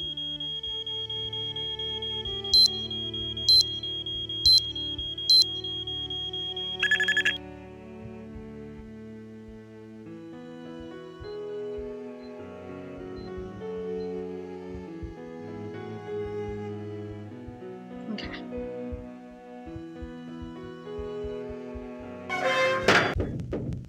Oh, I'm excited. We're gonna find out the secrets.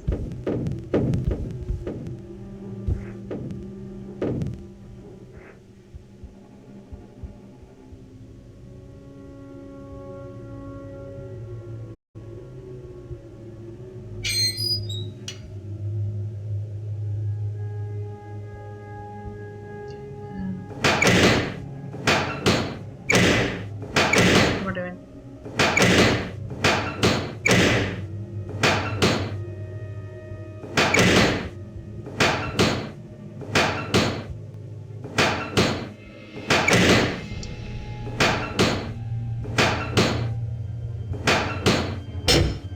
There we go.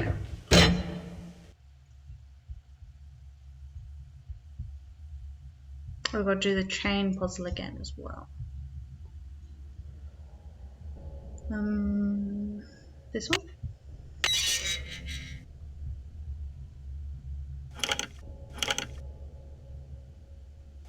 What are we doing?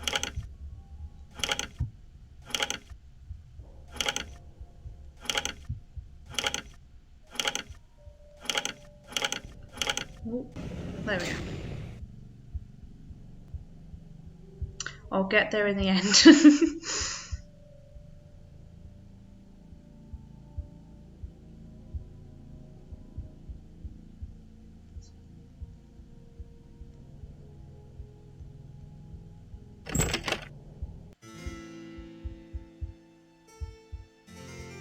Okay.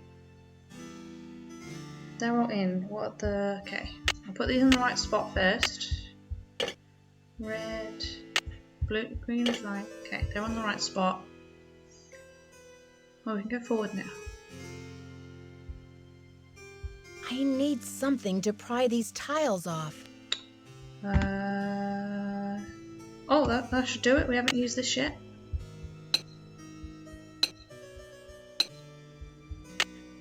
Oh, well, I'm guessing this is the key for the final slot.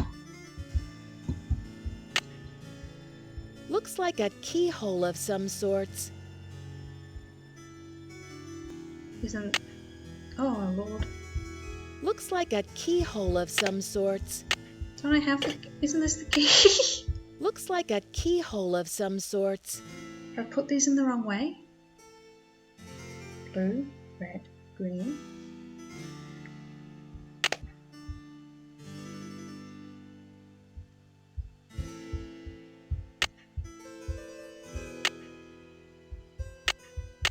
Looks like a keyhole of some sorts. Excuse me. Green, red, blue. Looks like a keyhole of some sorts. Why are you denying me this, Nancy?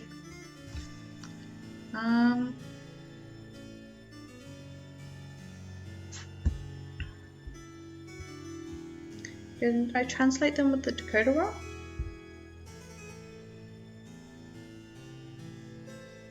Loyalty was definitely green.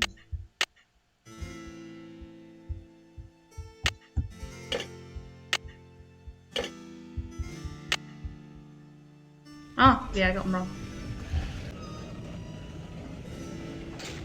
The diamond! Woo! Will you look at that sparkly rock? And me without my sunglasses. Hi, Lisa. How did you get in here? I followed you, of course. Turns out a nosy, goody-two-shoes detective is good to have around after all. Now, why don't you toss me that big honkin' diamond so I can blow this popsicle stand and never set foot in lame-o, Wisconsin again? Lisa, how could you Lisa, betray me like you this? must be kidding me. This diamond belongs in a museum in France. Yeah? Well, I belong in the lap of luxury, and that Yeah, diamond's why gonna has get me Lisa there. got to be like that? Hasn't anybody ever told you to mind your own business? Oh, many times. Well, maybe this time you'll learn. My eyes! Don't They're worry, gonna go in with my pepper spray. spicy devil villain venom won't last for long. But I'm afraid by the time you get your eyes back, you'll have missed my grand exit. What do I want to know? Yeah, did she conk us? Are you the one who conked me on the head in the locker room? Ouch. I bet that hurt. But I had to get the medallion somehow, didn't I? I hope we can still be friends. As if. Rude? Yeah, so rude. Why did you leave Jacques' medallion at Hodgkiss's room? And Hodgkiss's medallion out in the shed? To spread suspicion around, of course. You know, to play with your mind. Plus, I was at a dead end. I got the 2 messages from the stained glass window, but then what? I knew you would figure it out, so I decided to put the medallions in your hands and let you lead the way. Why did you have to vandalize that beautiful library? Just a little translation mix-up. When I read the message from Hodgkiss's medallion, I thought it meant Diamond of Misery in the library. Whoops, guess I went a little overboard looking for it in there. Anyway, enough with the questions, Nancy. You'll just have to read the rest in the papers. I've got to stop her. Nancy's handling that pepper spray like a champ. Oh, hell yeah. I'd be in absolute state. We'll track the stairs. Help! Get me out of here! It stinks down here. It's all moldy. Darn you, Nancy Drew. You're the worst friend a diamond thief could ever have. Don't talk like that, bestie. Dear Dad, to think I almost became Got friends him. with a Yeah, diamond totally. thief. Everyone at Wickford Castle is resting easier now that surprised Marie you didn't break a Antoinette's leg. journal and her famous diamond are safe and sound. The journal, the diamond, and the medallions are all going to be featured in a new Marie Antoinette exhibit in Paris, and it looks like everyone will be rewarded. Except Lisa, of course. First, she missed her plane to Rio, and now she's going to be charged with attempted grand theft.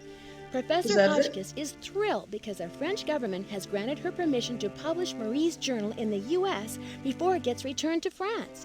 This ought to help prove her theory about Marie's character once and for all. Thanks to Jacques and his great-grandfather's efforts to find the journal, the Brunet name is being celebrated all over France. In the meantime, Jacques and Isabel have eloped. It's so romantic. I showed Dexter the poem that Ezra Wickford wrote him, and he was relieved to know that his old pop didn't carry any hard feelings to his grave.